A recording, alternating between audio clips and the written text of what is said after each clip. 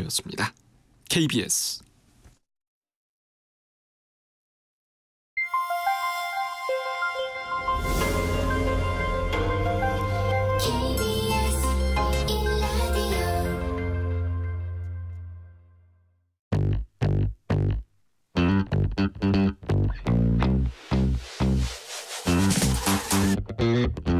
KBS 1라디오 뉴스레터 K. 안녕하세요. 뉴스레터 K 진행하는 KBS 전종철 기자입니다. 파리올림픽 태권도 남자 58kg급에 출전한 박태준이 남자 태권도 사상 16년 만에 금메달을 목에 걸었습니다. 파리올림픽 대한민국의 12번째 금메달입니다. 남자 높이뛰기 우상혁은 공동 3위로 결선에 진출해서 필드 트랙 사상 첫 올림픽 메달을 노리게 됐습니다. 여야 원내 수석 부대표가 오늘 회동을 갖고 일명 구하라법과 간호법 등 비쟁점 민생 법안을 처리하기로 합의했습니다. 여야 정책위 의장이 민생 입법 협력을 예고한 지 하루 만에 나온 합의입니다. 다만 여야정 협의체 구성에 대해선 시각차를 보이고 있습니다. 정치 현안들, 정치 토크 코너에서 자세히 짚어봅니다.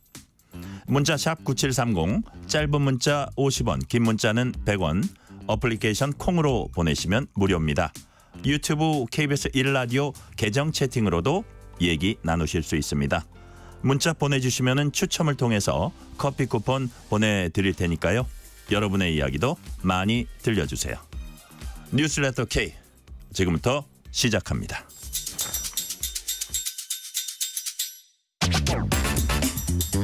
오늘 하루 가장 뜨거운 뉴스들만 골랐습니다. 뉴스레터 K 정치 토크, 윤주진 시사평론가, 김수민 시사평론가 나오셨습니다. 어서 오세요. 네, 반갑습니다.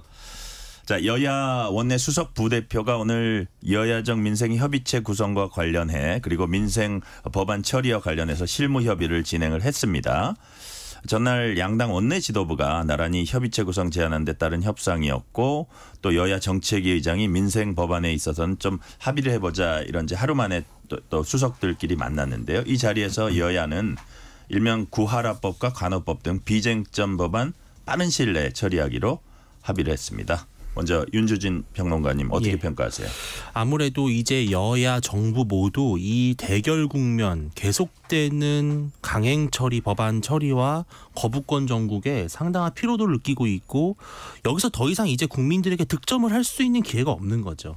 민주당도 마찬가지인 게 지금 계속 정부를 비판하고 대여 투쟁을 하고 있지만 결과적으로는 거부권에 막혀 있기 때문에 본인들이 일종의 우울증까지 느낄 정도로 지금 힘들다고 해요. 이런 국면에서는 또 앞으로 결국은 남은 선거, 다음 지방선거라든지 대통령 선거에 있어서 국민들의 입장에서는 누가 과연 정말 일을 열심히 하는 정당인가라고 하는 경쟁이 있을 텐데, 여기서 더 이상 이런 대결 국면으로는 둘 다 마이너스의 정치다. 그렇기 때문에 일단 국회가 다른 거를 다 처리할 수는 없더라도 일단 서로가 이견이 없는 법안에 대해서만큼 신속하게 처리해서 일하는 국회의 모습을 좀 다시 되찾자, 그런 취지로 모처럼 뜻이 모인 것 같습니다. 김수민 평론가께는 제가 이렇게 한번 여쭤볼게요.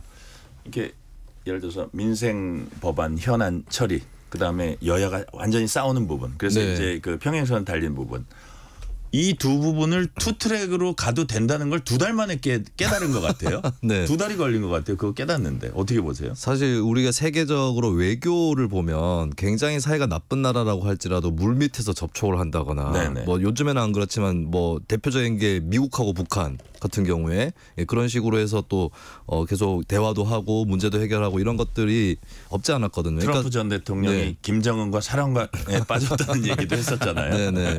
그게 이제 그때 사이가 좋을 때든 혹은 나쁠 때마저도 물밑에서 접촉하고 할 일을 하는 것, 이거는 이제 인간 세상사에서 다 있는 일이거든요. 전쟁을 하지 않는 이상은. 그러면 의견이 완전히 엇갈리는 것도 아닌데 되는 것부터 또 하고 갈리는 거는 계속 싸우고, 이런 이제 투트랙은 당연히 일상적으로 했었어야 될 일인데 너무 늦었다라고 하는 이 부분은 좀 빈축을 면할 수 없을 것 같아요. 그리고 무쟁점 법안들은 빨리 처리한다고 하는데 그럼 그동안에는 뭐 했느냐, 무쟁점인데 그동안 뭐 했느냐, 이 얘기가 또 나올 수밖에 없겠죠. 근데 다만 저는 한 가지 국민들 입장에서 주의해야 될 것은, 여야 합의를 해서 뭘 한다고 하면 이제 국민들 입장에서는 국민들한테 꼭 필요한 법안을 하는구나라고 생각할 수 있겠지만 그런 사안들 중에서도 오히려 여야 합의로 처리가 됐지만 국민들 다수가 반대를 하거나 국민들 다수에게 권익의 침해가 되는 사례도 있었습니다. 네. 그거 이제 여야 짬짬이라고 부를 수 있는 것인데 그런 사례는 또 없는지 이런 부분들은 국민들과 또 언론에서 또 조명이 필요하다고 봅니다. 그 가장 대표적인 게 자기네 각각 뭐 영남이면 영남, 호남이면 호남 여기에 좀 뭐라 그럴까 예산은 무척 많이 들어가는데 그 실효성이 없는 것들을 서로 이제 나눠서 한다든지 그런 것들이 있었거든요. 그래서 그런 부분들은 또 국민들이 눈을 부릅뜨고 봐야겠네요. 네. 여야가 뭐 어떤 그 약간 뭐랄까 허술한 합의를 하는지 그런 것들도 봐야 될 것 같고요. 자, 여야정 민생협의체 구성에 대해서는 합의가 왜 이렇게 윤주진 평론가님 안 이루어지고 있죠? 당연히 야당 입장에서는 대통령과 야당 대표가 직접 마주하는 그런 영수회담이 가장 바람직해 보이겠죠. 아무래도 이재명 대표 입장에서는 다음 대통령 선거를 준비하고 있는 대권주자로서 본인을 대권주자의 반열로 딱 올리고 싶을 거 아니겠습니까? 그런데 공교롭게도 이제 여당의 대표도 최근에 전당대회를 통해서 선출이 됐고 한동훈 대표 역시 아주 유력한 또 대권주자 중 한 분이란 말이죠. 이 셈법이 복잡할 겁니다. 야당 대표는 대통령과 단둘이 만나고 싶고 여당 대표는 거기에서 빠지면 좀 섭섭하고요. 그래서 이게 이제 양자 회동이냐 삼자 회동이냐라는 것도 있고요. 또 하나 중요한 것은 순서의 문제가 있을 수 있습니다. 먼저 바로 대통령과 만날 것인지 아니면 뭐 여야 당대표나 원내대표까지 해서 2+2 회동을 한다든지 여러 그 절차를 놓고 아마 각자의 셈법이 좀 복잡하지 않을까 싶습니다. 자, 김수민 평론가께는 이런 말씀드릴게요. 이게 이제 여야정 협의체 구성하고 지금 윤주진 평론가 말씀하신 대로 이제 영수회담하고 좀 어떻게 보면 얽혀 있는 문제잖아요. 그래서 근데 이제 야당은 일단은 여야정 협의체 구성과는 별도로 영수회담 제안했습니다. 아마도 곧 새 대표로 그 선출될 분을 그 전제하고 한 게 아닌가 이제 싶기는 한데 여기에 대해서 국민의힘 한동훈 대표는 너무 좋은 일이다. 영수회담이 여당 대표 패싱하는 것 아니냐 이런 질문을 받으니까 격식 형식 문제는 차분히 따지면 된다. 어쨌든 민생 문제 해결을 위해서는 이건 좋은 것이다. 이렇게 얘기는 했거든요.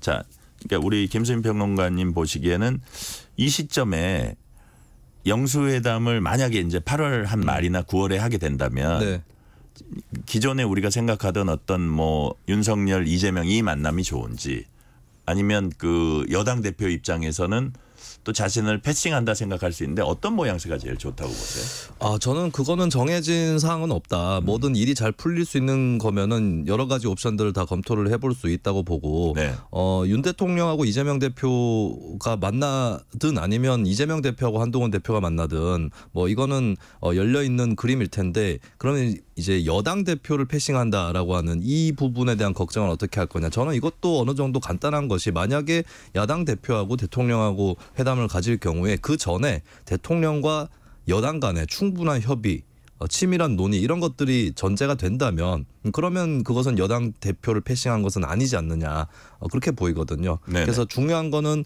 회담을 앞두고 이루어지는 여러 가지 논의와 이 접촉들 이런 것들이 중요한 것이지 회담 자체에 누가 들어가느냐 이 문제가 뭐 그렇게 크게 중요한 건 아니다. 저는 그런 생각이 듭니다. 7285님이 그동안 정치판 돌아가는 모습 싫었는데 모처럼 법안 처리 합의 소식 들으니까 늦게나마 다행이라고 생각합니다. 6990님이 만시지탄이지만 여야가 한 발짝 나아갔다는데 평가를 합니다. 이렇게 말씀해 주셨고요. 제가 관련된 질문 윤주진 평론가께 드릴게요. 국민의힘 권영세 의원은 이재명 당대표 후보가 이제 대표가 되면 그 이후에 한동훈 대표 먼저 만나고 그 이후에 윤석열 대통령을 만나는 게 맞다. 이재명 대표 후보가 대통령실에 면담 요청하면 그것도 대통령과 1대1 회담이 아니라 한 대표까지 3자 회담이 돼야 한다. 이것도 이제 검토해 볼 만한 걸까요? 아니면 이재명 대표 입장에서는 약간 그 대표가 된다면 이제 그 이재명 후보 입장에서는 좀 불편한 얘기일 수도 있는데 어떻게 보세요? 이미 한 차례 영수회담을 가진 이재명 대표 입장에서는 당연히 한 번 더 윤석열 대통령과 단둘이 나란히 화면에 비추고 싶은 마음이 굴뚝 같겠죠. 그러나 실은 엄밀히 말해서 절차와 격식을 따진다면 상식적으로는 이재명 대표의 국회에서의 혹은 정치권에서의 카운터 파트너 맞상대는 엄밀히 말해서 여당 대표입니다. 한동훈 대표가 맞죠. 그리고 대통령의 의중을 파악하고 싶더라도 한동훈 대표를 통해서 대통령의 의중을 전달받는 것이 실은 더 정상적인 절차에 가깝죠. 그렇다면 제가 봤을 때는 권영세 의원이 정확하게 지적을 한 것 같아요. 한동훈 대표랑 일단 먼저 각각 당대표가 됐기 때문에 상호 예방 관련해서 인사를 가질 겁니다. 그건 자연스러운 모습이죠. 그리고 이제 대통령의 제안에 따라서 여야 대표가 대통령실에 앉아서 함께 국정을 논의하는 것이 가장 바람직해 보입니다. 그렇지만 여하튼 필요하다면 또 대통령을 만날 수도 있는데 그게 뭐 2명이 됐건 3명이 됐건 그건 그때 이제 생각해 볼 수 있는데 이런 부분은 어떠세요? 이제 여당의 대표가 된 분하고 야당의 대표가 될 걸로 확실시 되는 분하고 양쪽에서 아주 가장 유력한 지금 현재로서는 예. 대권 주자잖아요. 네.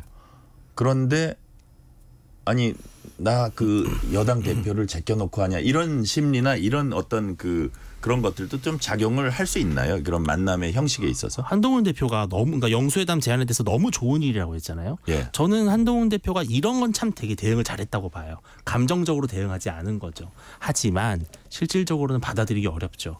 왜냐하면은 엄연히 말해서 여당의 대표가 시퍼렇게 살아있는데 이 여당 대표를 빼고 대통령이 마치 여권의 모든 정점에 선 권력의 주인공처럼 보인다면 여당 대표는 앞으로의 그 한동훈 대표의 대권 가도에 있어서 매우 섭섭한 일이라고 볼 수 있겠습니다. 네. 저는 이재명 전 대표나 한동훈 대표나 급을 올리고 싶은 마음은 있을 수 있겠는데 김수민 평론가님 말씀 중입니다. 네. 예.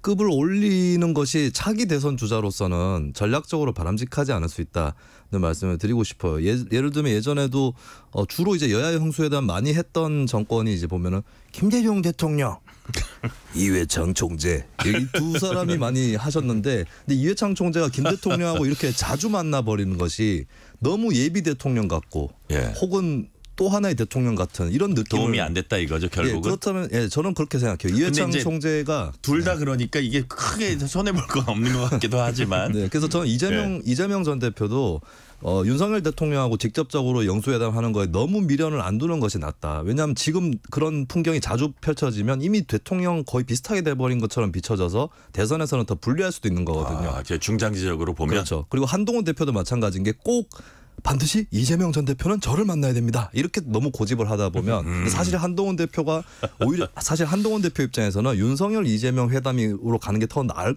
거라고 저는 생각합니다. 왜냐하면 본인이 조금 더 물러서 있고 비껴서 있는 상황에서 약간 비주류적인 그런 포지션을 잡는 것이 대선에는 유리할 수 있거든요. 네. 이런 부분도 이제 당장의 급을 올리는 것보다는 조금 대선 가도까지 감안하는 것이 중요할 거다. 전략적으로 저는 그렇게 봅니다. 우리 김수민 평론가님 덕분에 여기 나오지도 않은 우리 김대중 전 대통령, 이회창 전 총재, 한동훈 대표가 마치 잠시 한 5초, 10초씩 여기 출연한 것처럼 그렇게 착각을 하신 그 청취자분은 없으시겠죠? 네. 다음 질문으로 넘어가겠습니다. 자, 민주당이 윤석열 대통령 제2요구권 행사로 2차례 폐기된 해병대원 특검법 오늘 재발의했습니다. 이에 국민의힘은 더 강하고 더 센 특검법이 아니라 더 허접한 특검법이다. 이렇게 이제 좀 강하게 비판을 했어요. 자, 김수민 평론가님. 지금까지 좋은 얘기 했는데 법안 합의하고 자 이제 투트랙으로 갑니다. 이쪽에서는 또 이제 싸우는 조언이라 그럴까요? 영역이에요. 이런 부분은 어떤 식으로 앞으로 좀 여야가 이 부분도 절충할 수 있을지 아니면 계속 평행선을 그릴지 어떻게 보세요? 저는 이제 둘 중에 한쪽이라도 절충 시도를 하게 되면 나머지 한쪽이 부담과 압박을 느끼게 될 거다라고 보고 일단 민주당이 노출한 세 번째 특검 전략을 보면 뭐 딱히 절충이라든지 어떤 우회 이런 것들 없이 하던 대로 좀 이렇게 넣는 그런 모습이었던 것 같아요. 그렇기 때문에 국민의힘에서도 뭐 허접하다 이렇게 얘기를 했는데 근데 저는 국민의힘이 그렇게 말 단계는 아니다. 왜냐하면 한동훈 대표가 전당대회 과정에서 또 다른 방식의 특검에 대해서 역으로 제의를 했고 한 대표가 압도적인 지지를 받고 국민의힘 대표가 됐으면 국민의힘이 빨리 이 법안을 어떻게 성안할 것인지 이 작업에 들어가야 되는 거거든요. 오히려 민주당이 이렇게 세 번째 특검법을 발의를 할 때까지 국민의힘이 아무 가닥도 잡지 못하고 있는 것, 이것이야말로 국민의힘의 문제다.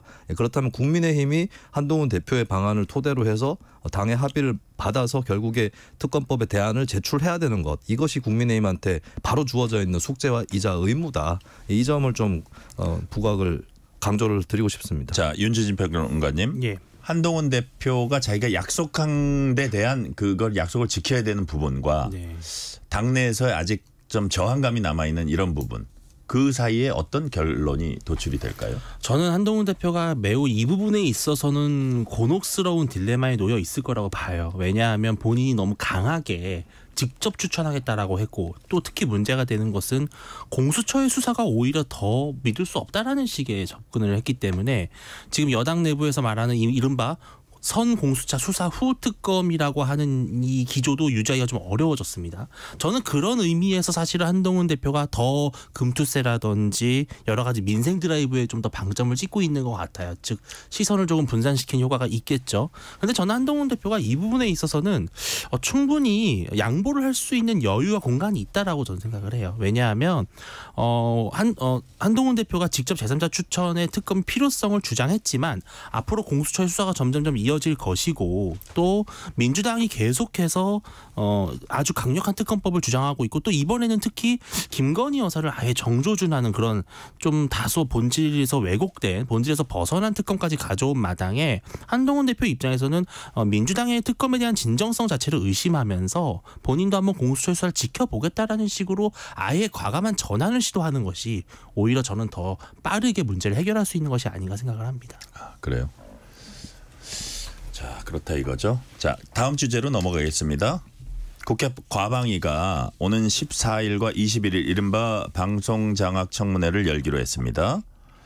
9일로 예정된 1차 청문회 핵심 증인들이 불참을 알리자 두 차례 더 추가 청문회 열겠다고 이제 의결을 한 건데, 이 같은 민주당의 청문회 추진에 국민의힘은 1차가 열리기도 전에 2, 3차 계획 세우는 건 방통위 업무 방해다 이렇게 비판을 했고요. 지금까지 쭉 상황을 조금 살펴보면 방통위원장 후보자 사흘 청문회 플러스 대전 현장까지 한번 나흘이라고 말씀하시는 분들도 있고요. 그다음에 위원장 바로 탄핵 소추 이후에 방통위 현장 조사 또 3차례 청문회. 자, 김수민 평론가님. 네. 좀 지나치다는 생각은 안 드세요? 어떻습니까? 근데 뭐 1차를 하지 않았기 때문에 2차, 3차 계획을 세운다. 꼭 그거는 나쁘다 이렇게 볼 수는 없을 것 같아요. 한꺼번에 네네. 포괄적으로 세울 수도 있는 것이고, 더군다나 1차 청문회에 핵심 증인들이 나오지 않는다. 이런 것들이 기정사실화되면서 또 추가적으로 나오는 부분도 있는 네. 거거든요. 그래서 청문회 일정 자체를 뭐 1차 하기 전에 2, 3차 하는 거 나쁘다 이렇게 보지는 않습니다. 제가 보기에는 네. 이제 일련의 과정들. 네네. 뭐 사흘 청문회, 현장 청문회, 뭐 물론 뭐 밝혀내는 건 좋습니다. 그다음에 네네. 뭐 그 탄핵 소추, 방통위 현장 조사, 청문회 예고, 뭐 일부 네. 핵심 증인들이 이제 안 나온다 그랬기 때문에 그런 네. 거긴 한데 또 두 차례 청문회 등등. 중요한 거는 이제 완급은 중요하다고 생각합니다. 이런 만약에 1, 2, 3차 이런 청문회를 또 다음에 또 하고 그다음에 또 하고 이렇게 되면 안 되겠죠. 그래서 이번에 보면은 좀 일정이 촘촘하다고 느껴질 수 있고 여러 가지를 파헤친다라고 볼 수 있는데, 근데 만약에 이렇게 한다면 그다음에는 한동안 또 이렇게 하기는 어렵다. 이 점 또 민주당에서는 고려를 할 필요는 있겠죠. 네. 네. 윤주진 평론가님, 이 상황 어떻게 파악하세요? 저는 이렇게 여러 기관과 시간과 노력을 들여서 청문회를 한다든지 인사청문회를 한다든지 뭐 국정조사를 한다든지, 그것은요 무언가 우리가 밝혀내야 할 의혹이라든지 아직은 공개되지 않은 어떤 기밀스러운 정보들을 들추어내서 그것을 바탕으로 올바른 사실관계를 판단하고 문제를 책임을 추궁할 수 있을 때 필요한 겁니다. 그런데 지금 여야 그리고 이진숙 방통위원장 뭐 김태규 뭐 부위원장 등등 해서요 지금 밝혀지지 않은 사실은 없어요. 사실 거의 모든 사실관계는 공공연하게 이미 되어 있습니다. 이것을 두고 이것이 옳고 그르냐, 누구의 말이 맞냐의 생각의 차이가 있는 거거든요. 그럼 이 생각의 차이를 청문회를 열흘을 하든 100일을 하든 1년을 하든 계속 똑같은 주장을 서로 주고받는 것밖에는 의미가 없거든요. 이것은 엄청난 국력 낭비고, 이쯤에서 민주당은 할 만큼 했습니다. 여러 노력을 했기 때문에 그것에 대해서 이제는 국민들의 판단을 구하는 것이 맞지 계속해서 국민들 앞에서 불호령하고 망신 주고 또 방통위원장을 거의 가학적으로 괴롭히는 수준의 청문회를 계속하는 것은 본질에서 어긋나 있다고 생각을 합니다.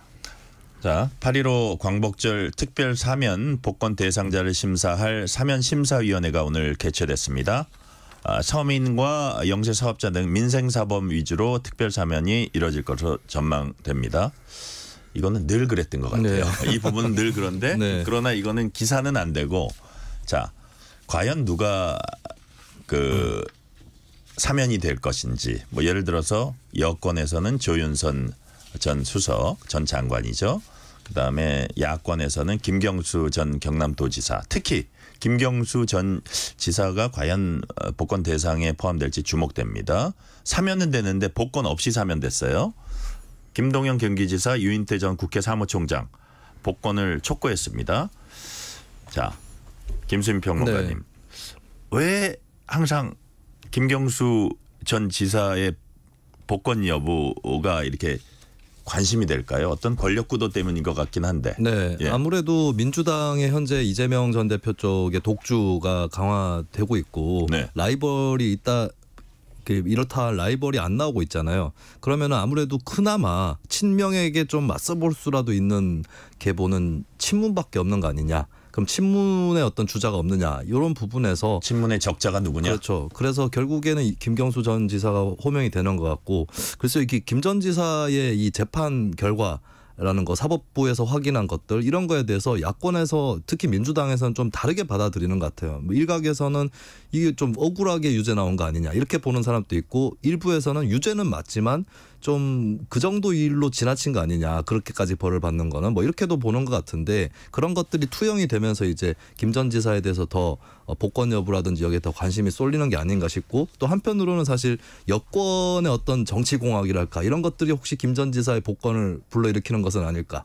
네, 혹시나 윤석열 대통령이 그러니까 이거는 가상 상황입니다. 윤석열 약간 음모론적인 시각이죠. 김경수를 풀어줘서 야권을 분열시키자 이런 생각을 갖고 있는 거 아니냐. 이런 이제 또 정치권 안팎의 어떤 관측 이런 것들 때문에 계속 관심을 받게 되는 거겠죠. 그렇죠. 예를 들어서 뭐 김경수 지사를 풀어줘서 지금의 어떤 강력한 네. 이재명 체제 균열을 노리는 거 아니냐는 뭐 의심이나 그런데 그렇죠. 사실은 지금 현재로서는 음모론 수준인데 심지어는 뭐 그런 얘기까지 할 정도로 나오는데 우리 윤주진 평론가님 보시기에는 어떤 대권 주자로서의 김경수 전 지사 뭐 가능성이 있습니까? 저는 너무 조금 과대평가돼 있다라는 측면이 좀 있는 것 같아요. 그러니까 김경수 지사가 물론 친문의 적자고 또 경남지사를 지냈기 때문에 어떤 지역적 확장성 면에서도 민주당에게 매우 매력적인 후보인 것은 맞으나 이미 너무 정치권에서 오랜 시간 동안 멀어져 있었고 또 드루킹 사건이라고 하는 게 너무나 명확한 반민주적인 선거 개입 사건이기 때문에 이러한 중대한 사면 복권이 되더라도 그렇죠. 중대한 혐의를 이미 저지른 후보자가 이재명 대표를 대체할 수 있는 특히 더 되게 재미있는 포인트는 뭐냐면요. 지금 이재명 대표의 가장 취약점이 뭐냐. 바로 사법 리스크거든요.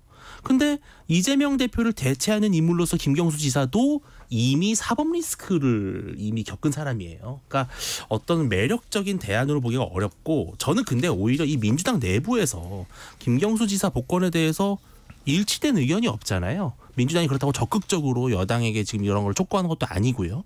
그런 점에서 굳이 정부가 이런 정치인 사면이라는 부담이 있는 정치인 사면 복권을 전격 단행할 명분이나 실익이 있는가? 저는 그 점에서 좀 의심이 됩니다. 네.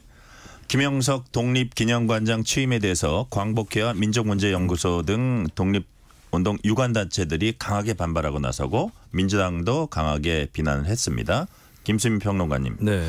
야권의 비판 어떤 데 중점을 두고 있는 겁니까? 그러니까 독립기념 사업을 할 만한 사람인가 이 아주 근본적인 기초적인 의문에 지금 걸려 있다라고 봐야 될 것 같은데 예를 들면은 뭐 면접 과정에서 드러났던 어떤 역사관이랄까 이런 걸 보면 이렇게 볼 수는 있어요. 1948년 이전에 건국이 안 됐다라고 볼 수는 있습니다. 거기까지는 그렇다 치는데 근데 건국이 안 됐기 때문에 그 당시에 조선 사람들은 한국 사람들은 일본 시민이었다. 이런 식으로 언급을 한다든지 이런 것들은 이제 뉴라이트냐 아니냐 이런 부분을 뛰어넘어서 과연 이 적절하게 역사인식을 갖고 있는 사람이냐라고 하는 의문에 부딪히는 것이고 사실 사람이 이렇게 없는 것인가를 생각해 보면 독립기념관장이라고 하면 뭐 역사 특히 일제강점기 때 어떤 항쟁이라든지 독립운동을 연구한 학자들도 수두룩하게 있는 것이고 또 독립운동가와 관련돼 있는 어떤 후손들이랄지 이런 분들도 많이 있는데 왜 하필 이분이냐라고 하는 거 이것이 이제 납득이 되지 않는 상황이 아닌가 이렇게 보여집니다. 네, 윤주진 평론가님은 이번 인사 어떻게 평가하세요?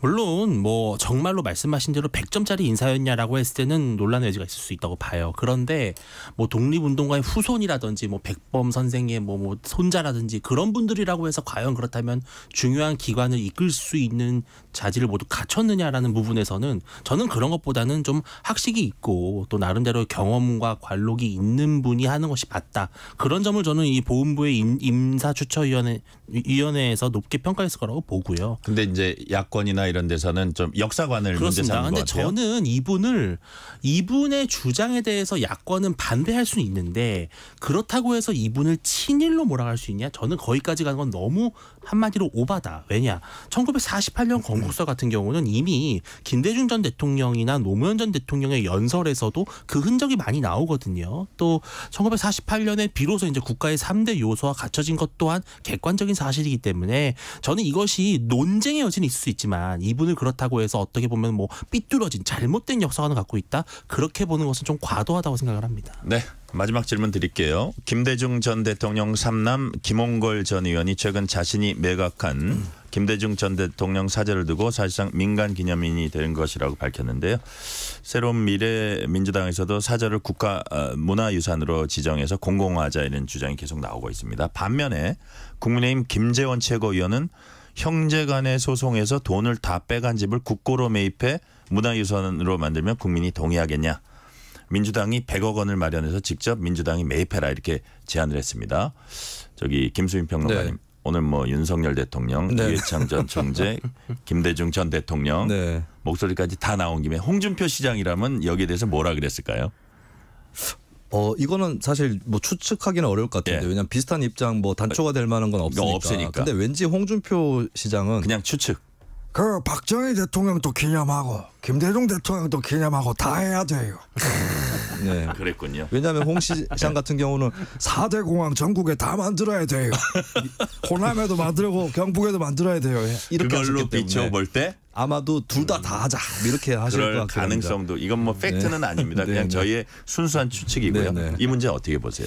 근데 김재원 최고위원이 좀 전 잘못 얘기했다고 생각하는 게 이게 재산 다툼이 그렇게 크게 중요한 게 아니라 재산적으로 문제가 없더라도 공공에서 매입을 할 수도 있는 거거든요. 네네. 그리고 오늘 김홍걸 전 의원이 밝힌 바에 따르면 지금 이걸 사신 분이 재매각 의사가 없다라고 알려졌지만 그렇지 않다라고 해요. 그렇다면 이제 공공적으로 좀 활용해 볼 수 있는 방안은 아직까지 남아 있는 거 아닌가?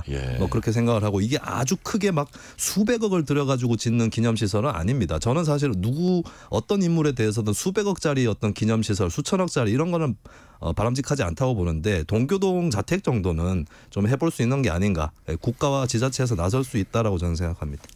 이제 야권에서 얘기하는 건 윤주진 평론가님 어떤 우리나라 민주화 과정에 있어서 아주 중요한 역사적 어떤 사료다. 뭐 이렇게 그 흔적이다 이렇게 하기 때문에 그렇게 공공 시설로 하자는 건데 그 부분 어떻게 보세요? 아니 김대중 대통령 동교동 사저의 역사적 의미를 과연 몰랐었나요?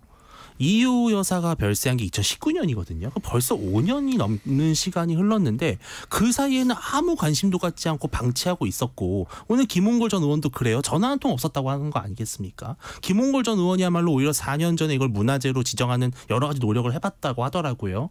민주당이 정말 김대중의 민주당인데 이런 식으로 방치하고 있다가 문제가 불거지고 국민의 지탄을 받으니까 이제 와서 뒷북치듯이 부랴부랴 뭔가 마치 자신들이 뭔가 할 것처럼 얘기하는 저는 이 모습이 오히려 국민들에게 되게 위화감이 있을 거라고 보고요. 저는 이런 식으로 문제 해결을 처리하게 되면은 이런 식으로 사적으로 이미 거래가 된 저택을 국민의 여론 때문에 재매각한다? 저는 이 또한 별로 그렇게 좋은 선례는 아니다라고 생각이 듭니다. 오늘 여기까지 말씀 듣겠습니다. 윤주진 시사평론가, 김수민 시사평론가였습니다. 말씀 감사합니다. 네, 고맙습니다. 실시간 교통정보 알아보겠습니다. 교통정보센터 공인혜 리포터 나와주세요. 네, 이 시각 교통정보입니다. 주말권으로 들어선 목요일 퇴근길 어제보다는 차가 많고요. 사고도 많습니다. 먼저 서울시내 북부간선도로 종암분기점 방향 원릉 분기점 부근 1차로에서 사고가 나 구리 시계부터도 막혀 있고요.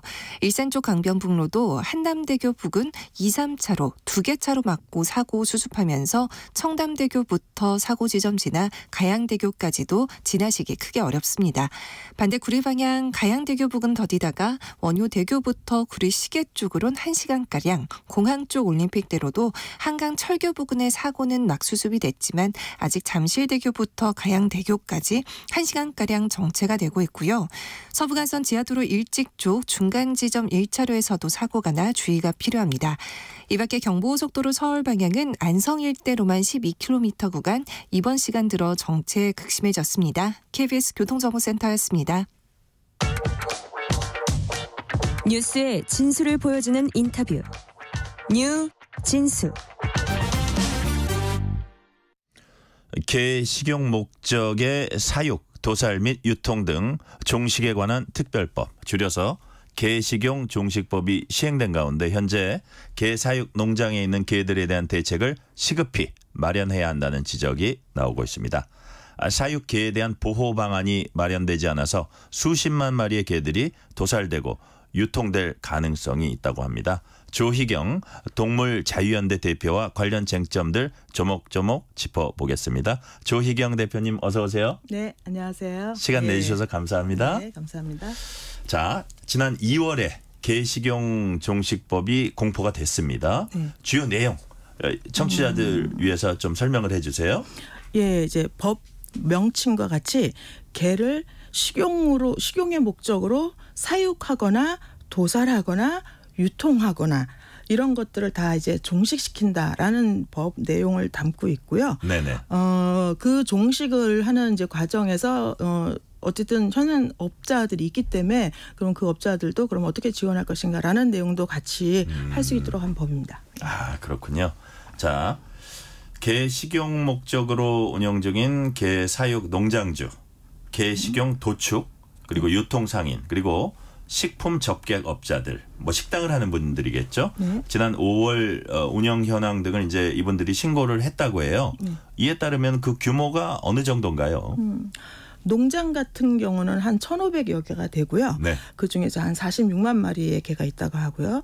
그리고 이제 도축 상인, 도살 상인들하고 유통 상인들이 이제 또 있고 식당도 2,200여 개소가 있다고 하는데 사실 식당 같은 경우는 이 2,200여 개소가 다 보신탕집이거나 뭐 그렇지는 않고 일부 이제 메뉴를 가지고 있는 일부 그런 식당들 이런 다른 메뉴가 주 메뉴인데 거기에 네. 일부 끼어 들어간 것까지 합해서 그렇죠. 네. 그렇기 때문에 이제 이분들은 이제 메뉴 전환이 좀 가능한 부분이다 저는 이렇게 보고 아주 극히 일부는 이제 그 외곽 지역에 그 보신탕이라든가 영양탕만 전문하는 그런 식당들이 좀 일부는 있을 거라고 보는데 대부분은 예, 메뉴가 이제 끼어 있는 그런 식당이다 이렇게 보고 있습니다. 그러니까 아까 예. 뭐 한 2,000개 가까이 말씀을 하셨는데 뭐 제가 얼추 생각해 보면 한 10년 전 이럴 때만 해도 제법 보였어요. 네네 맞습니다. 근데 그걸 안 보고 다녀서 그런지 몰라도 아무래도 줄기는 줄지 않았겠어요 옛날보다. 예전보다는 급격히 줄었습니다. 그렇죠. 예, 제가 이렇게 다니다가 거의 본 적이 없거든요. 네, 맞습니다.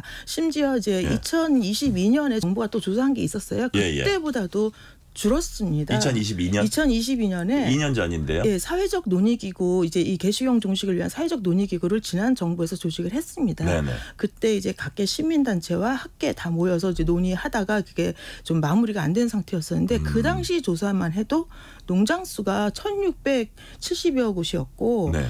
사육 마리수가 52만 마리 정도 되는데 지금 또 이렇게 많이 줄었다는 지금 거죠. 이제 통계를 예. 봐도 그 2년 사이에도 많이 줄었고. 네, 그렇습니다. 그러니까 어떤 네. 그거는 사회적 이렇게 분위기 흐름을 보니까 이거를 안 해야겠구나 싶은 생각을 인식을 좀 많이 했던 것 같아요. 예, 그리고 또 예전에 2019년에 부산 구포시장 사례를 보면 네. 일단 사회적으로 이런 논의가 되고 이제 종식 금지로 간다 하면 그 급격히 소비가 준다 그래요. 그러니까 유통하는 분들이나 예, 직접 식당을 하는 분들이나. 네네네. 구포가 완전히 철폐됐거든요.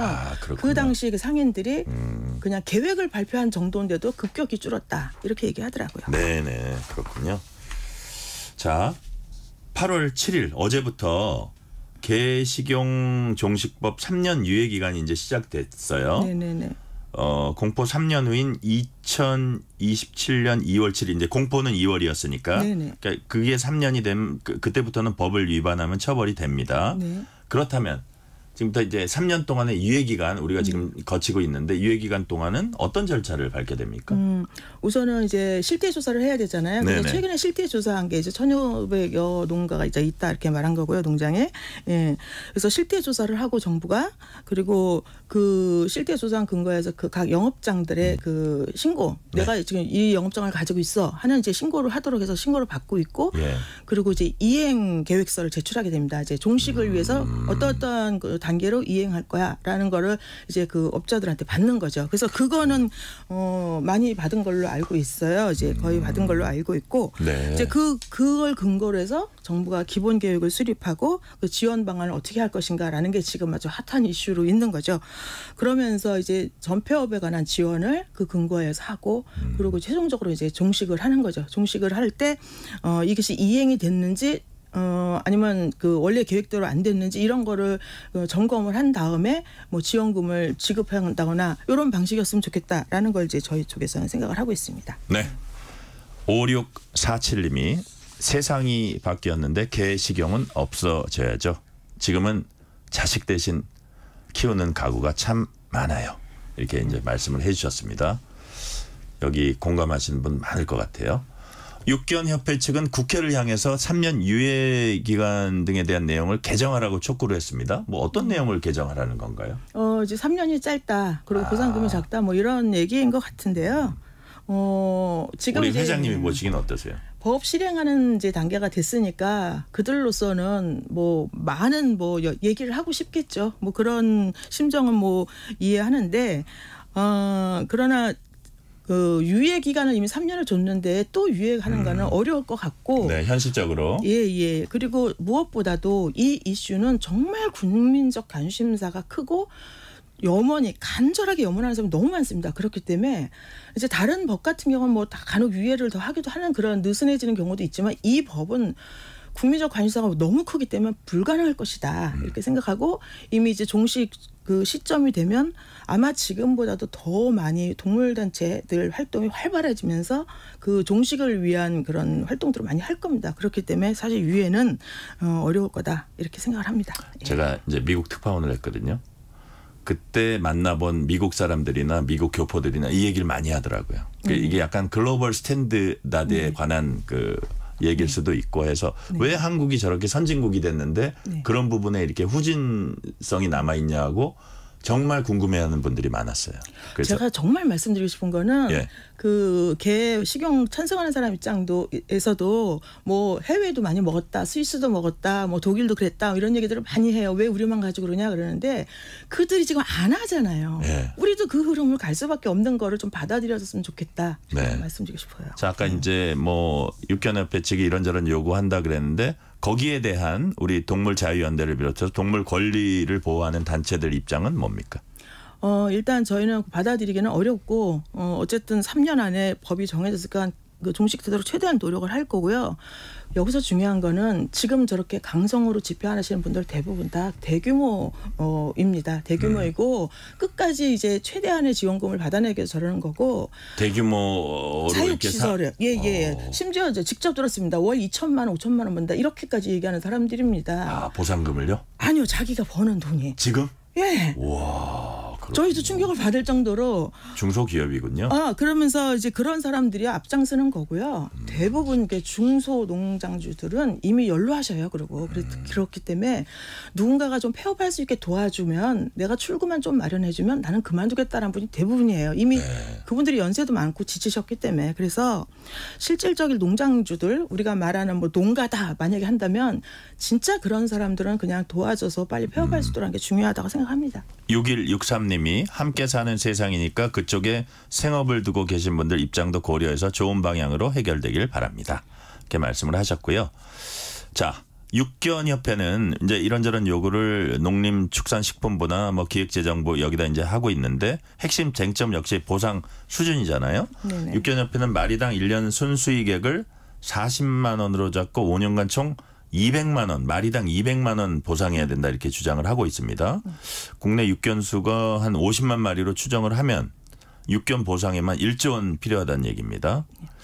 반면에 농식품부는 실태조사 통해서 1년에 뭐 31만 7천 원 수준 이렇게 이제 파악한 상태로 보고 있는데, 자, 육견협회 이런 그 금액에 대한 주장, 또 이제 정부의 추산 뭐 이런 부분을 협회에서 볼 때는 어떻게, 동물자유연대에서 볼 때는 어떻게 파악을 하고 어떻게 판단하세요? 일단 정부의 추산은 저희가 정부가 어느 정도를 하겠다라는 거에 대해서는 가능한 저희들은 그거에서는 의견을 잘 안 내요. 어쨌든 이분들이 앞서 그 청취자도 말씀하신 것처럼 뭐 생업이었던 부분이니까, 다만 그들이 요구하는 거는 이거는 좀 어이가 없다 이렇게 생각을 하는데. 아니 제가 이 부분에서 죄송해요. 말하는데 끊어서 아니. 마리당 1년 순수익액을 40만 원을 잡고 5년간 총 200. 그러니까 뭐 그 마리를 어떻게 만약에 처분이 되면 끝나는 거 아닙니까? 왜 곱하기 5가 왜 되죠? 그러니까 억지죠. 이 사람들. 그게 저는 이해가 안 돼요. 자기는 평생 이 사업을 해야 되는데 못하니까 이 정도는 달라 이러는 곱하기 건데. 곱하기 5를? 처분하면 거기서 생명이 끝나는 건데? 근데 자기가 계속 이 법이 아니면 계속 이제 영업을 할 수 있으니까. 그런데도 불구하고 곱하기 5를 해달라는 거예요. 영업을 할 수 있는데 그걸 못하게 했으니까 곱하기 5를 5년치를 해달라. 이 얘기죠. 근데 여기서 중요한 쟁점은 이거 사업 정부가 권장해서 하는 사업이 아닙니다. 그리고 이미 이 개 식용 산업은 불법이었어요. 식품위생법에 의해서 개를 식품의 원료로 사용하면은 5년 이하 지금 5천만 원 이하 벌금형이었습니다. 이미 불법을 기반으로 한 산업이었는데 세상에 불법업자들 그 불법 행위 못하게 한다고 지원해 주는 나라가 어디 있습니까? 거기다 유예 기간까지 3년 주는 거죠. 그러니까. 근데 어쨌든 뭐 생업은 생업이니까 거기서 이제 절충을 한 것 같아요, 정부가. 그러니까 정부로서는 그동안 그거를 손 놓고 있었기 때문에 이번에 이제 그 원료만 이제 금지하다 보니까 식약처가 그동안 손 놓고 있었거든요. 그래서 그러면 이제 사육하는 것까지 이번에 완전히 금지하고 주기농까지 완전히 금지하면서 법을 완성한 거지 않습니까? 그러니까 정부 입장에서는 이제 그동안 제대로 관리 못한 거에 대한 어떤 뭐 책임일 수 있겠죠. 뭐 그 정도까지는 뭐 저희로서도 뭐 더 이상 정부에게 이러고 저러고 얘기는 안 하는데. 그럼 어떻게 해야 된다는 거예요? 우리 저 대표님이 보시기에는. 저희로서는 지금 그 사람들이 막바지에 이르러서 하고 싶은 말을 다 하는 거는 다 받아들여 줄 필요는 없다. 그거는 그럴 필요는 없고 정부가 그 지금 그 국가 재정도 어렵잖아요. 그런 정부가 국민의 혈세를 써야 되는데 적절한 선에서 이 사람들이 빠져나갈 수 있는 거 정도면 뭐 저희들은 더 이상 뭐 그 부분은 얘기는 안 합니다. 생업을 좀 전환할 수 있게 약간 지원해 주는 선에서. 네, 그렇습니다. 아니 그리고 일반 중소기업들도 다 자기 책임에서 투자했다가 자기 책임으로 가지 그거 돕는다고 지원해 주지 않습니다. 네. 자, 그래요. 근데 우리 대표님은 마리당 보상 말고 다른 어떤 대안이 있다고 보시는 거예요? 아니면? 저희들은 이제 시설 기준으로 시설만 보상해 주는 게 그 원칙이 돼야 되지 않나 이렇게 생각을 했는데 그러다 보면 이제 이 사람들이 전업을 하는 데 있어서 너무 무리가 되고 어려우니까 정부가 이제 국여 지체 끝에 그 시설 기준이라는 것이 그 가축 분뇨에 관한 법률에 의해서 면적당 분뇨 처리소 얼마큼 내가 해야 되겠어 하겠어 하고 신고한 면적이 있어요. 그 면적에서 개를 몇 마리를 키울 수 있는가가 산정이 되거든요. 그럼 그 시설 면적의 기준으로 한 마리수 이거에 의해서 이제 보상을 하겠다는 것이 정부 입장인데 뭐 그 정도까지는 저희가 뭐 부당하다 이런 얘기는 또 뭐 안 하고 있습니다. 제가 이제 대표님 딱 인터뷰를 하다 보니까 딱 한 10분 하니까 느낌이 확 오는 게 뭐냐.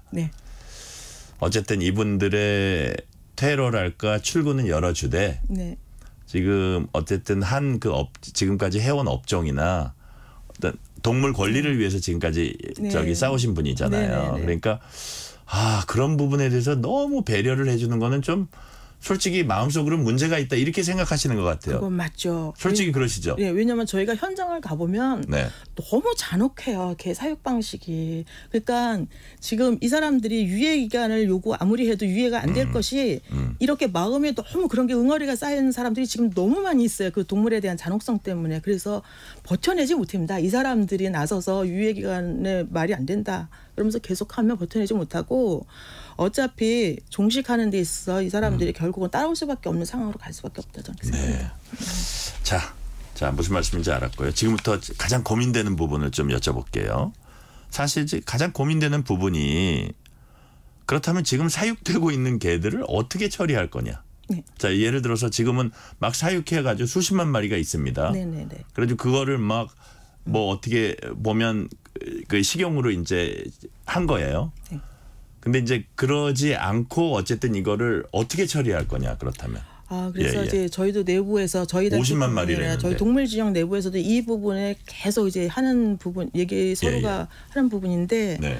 정말 저희들은 너무 가슴 아프게 생각하고 이 비극적인 이런 사회사를 끝내버려 단절시켜야 되는 거잖아요. 네. 그런 측면에서 지금의 이 비극을 우리도 감수하자라는 게 결국은 이 동물들이 지금 이거 해결하지 않으면 나중에 더 50만이 100만, 200만 계속 늘어나는 거잖아요. 근데 50만 마리에서 종식하는 거는 이 동물들을 이 사람들의 그 현재 산업을 유지하고 있는 범위를 우리가 터치할 수는 없고 그 시간 동안 분명히 이제 줄어들고 나머지 개들이 생긴다면 결국은 아마 인도적인 처리로 갈 수밖에 없지 않나 저희들은 그렇게 생각합니다. 뭐 예를 들어서 안락사 같은 건가요? 네네네. 그러니까 네네.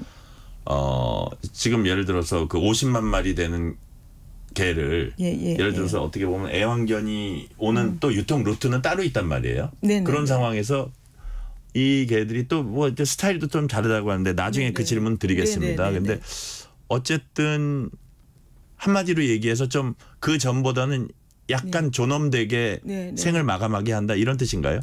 그렇죠. 지금 현재 우리나라의 유기동물 보호소에도 연간 네. 10만 마리 이상의 입소를 합니다. 네. 그중에 그 반 정도가 그 안에서 그 관리가 잘 안 돼서 질병사하거나 네. 아니면은 안락사 당하고 있거든요. 현재 유기동물조차도. 그러니까 식용으로 하려고 사육하는 거 말고 그냥 이렇게 유기동물 이렇게 보호단체나 이런 데서 보호소에서 하는 거조차도 10만 마리가 돼요. 동물단체에서는 최대한 다 안락사 안 하고 다 입양시키고 보호 관리하고요.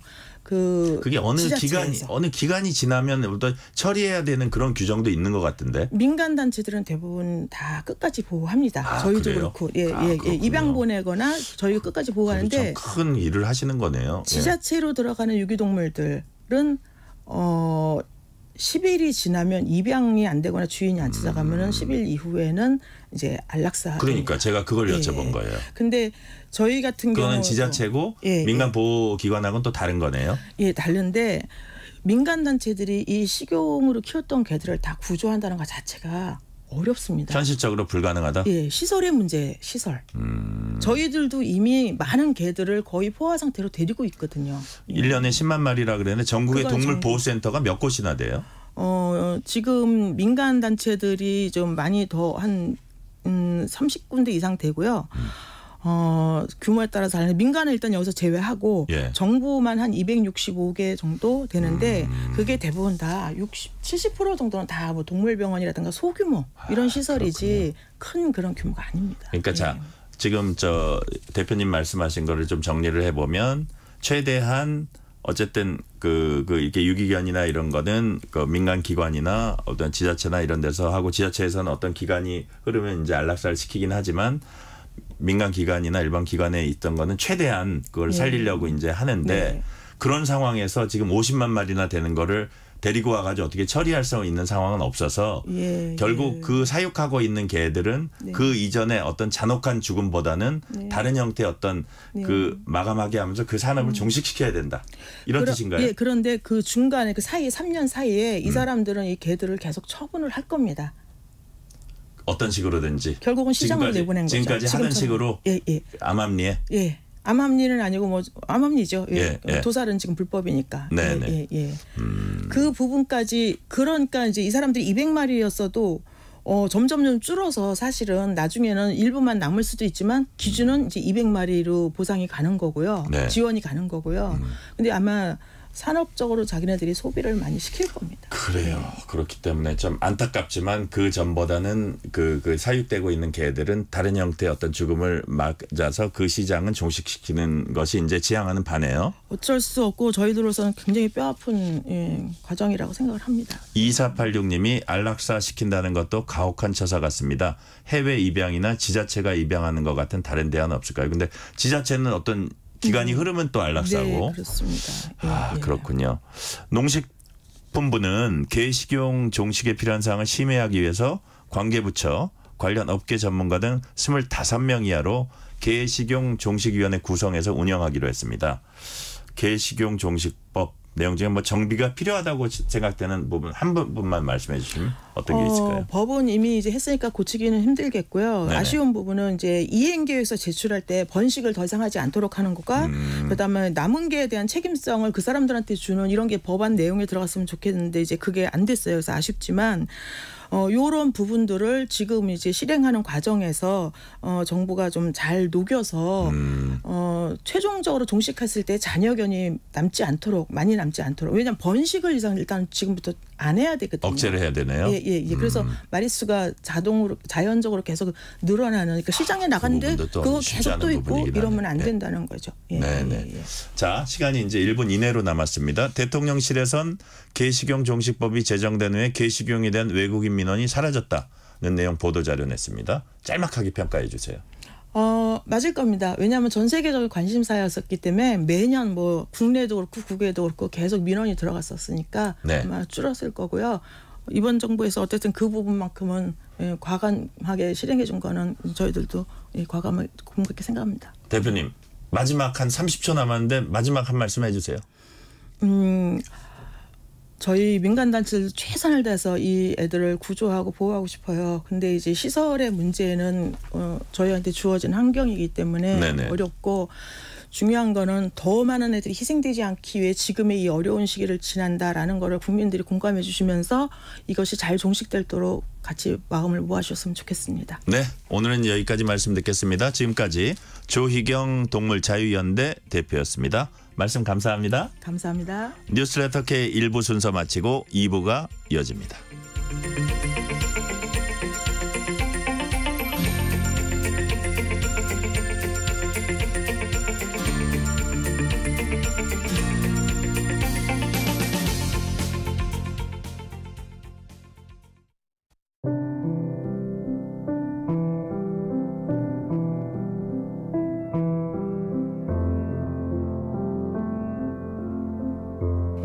KBS 라디오 연중기획 희망충전 대한민국 598번째 이야기.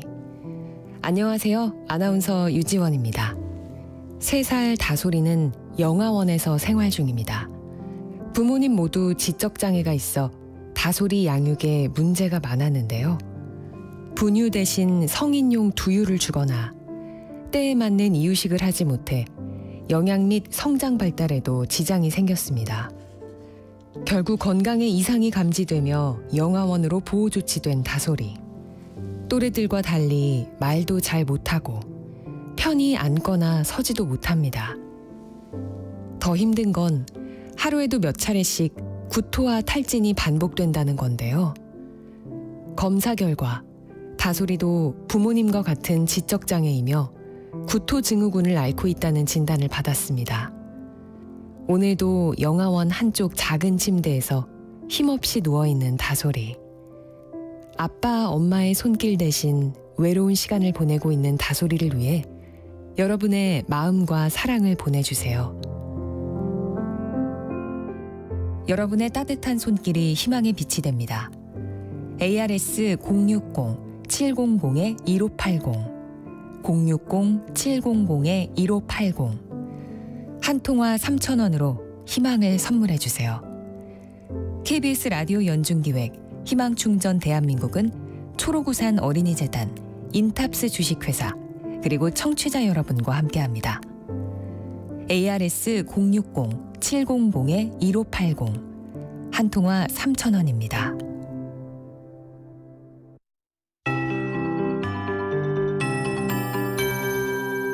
KBS 58분 날씨.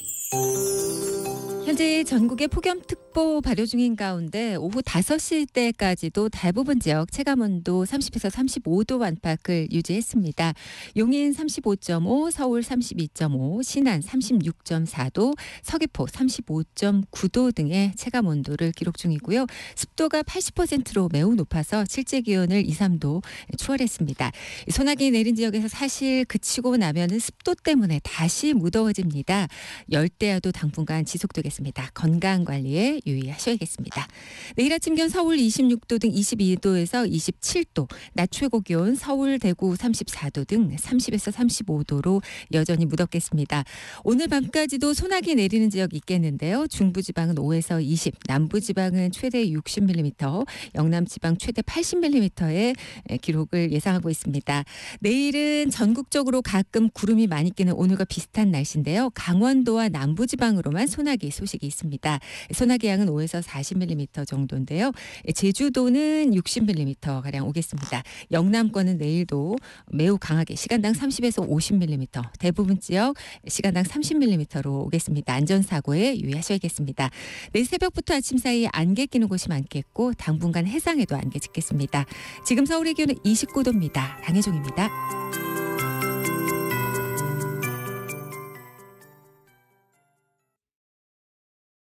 정성을 다하는 국민의 방송 KBS가 6시를 알려드립니다. AM 711kHz, FM 97.3MHz, KBS 1라디오입니다. HLKA.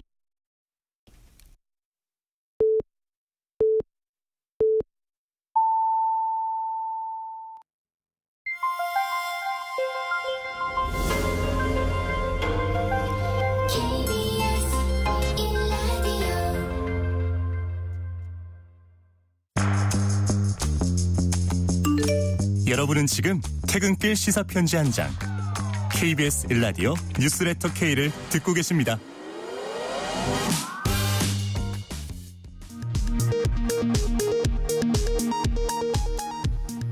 이 시각 라디오 정보센터 뉴스입니다.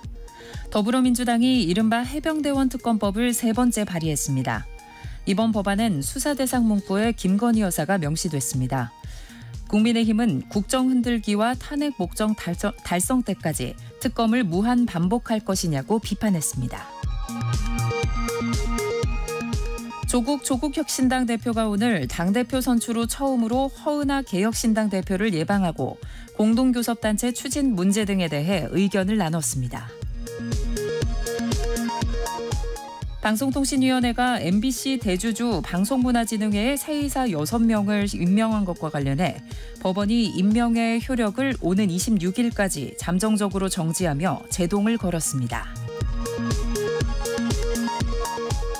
검찰이 야당 정치인과 언론인 등의 통신자료 조회는 적법 절차라고 해명한 가운데 민변과 언론노조, 참여연대 등 시민사회단체가 검찰의 해명은 아전인수라고 비판하고 관련 법 개정을 촉구했습니다.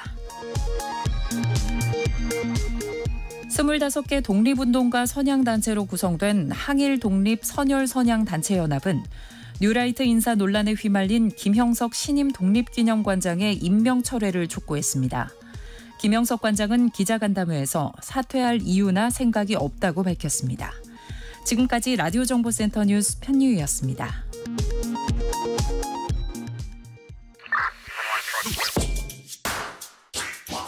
뉴스의 진수를 보여주는 인터뷰, 뉴진수.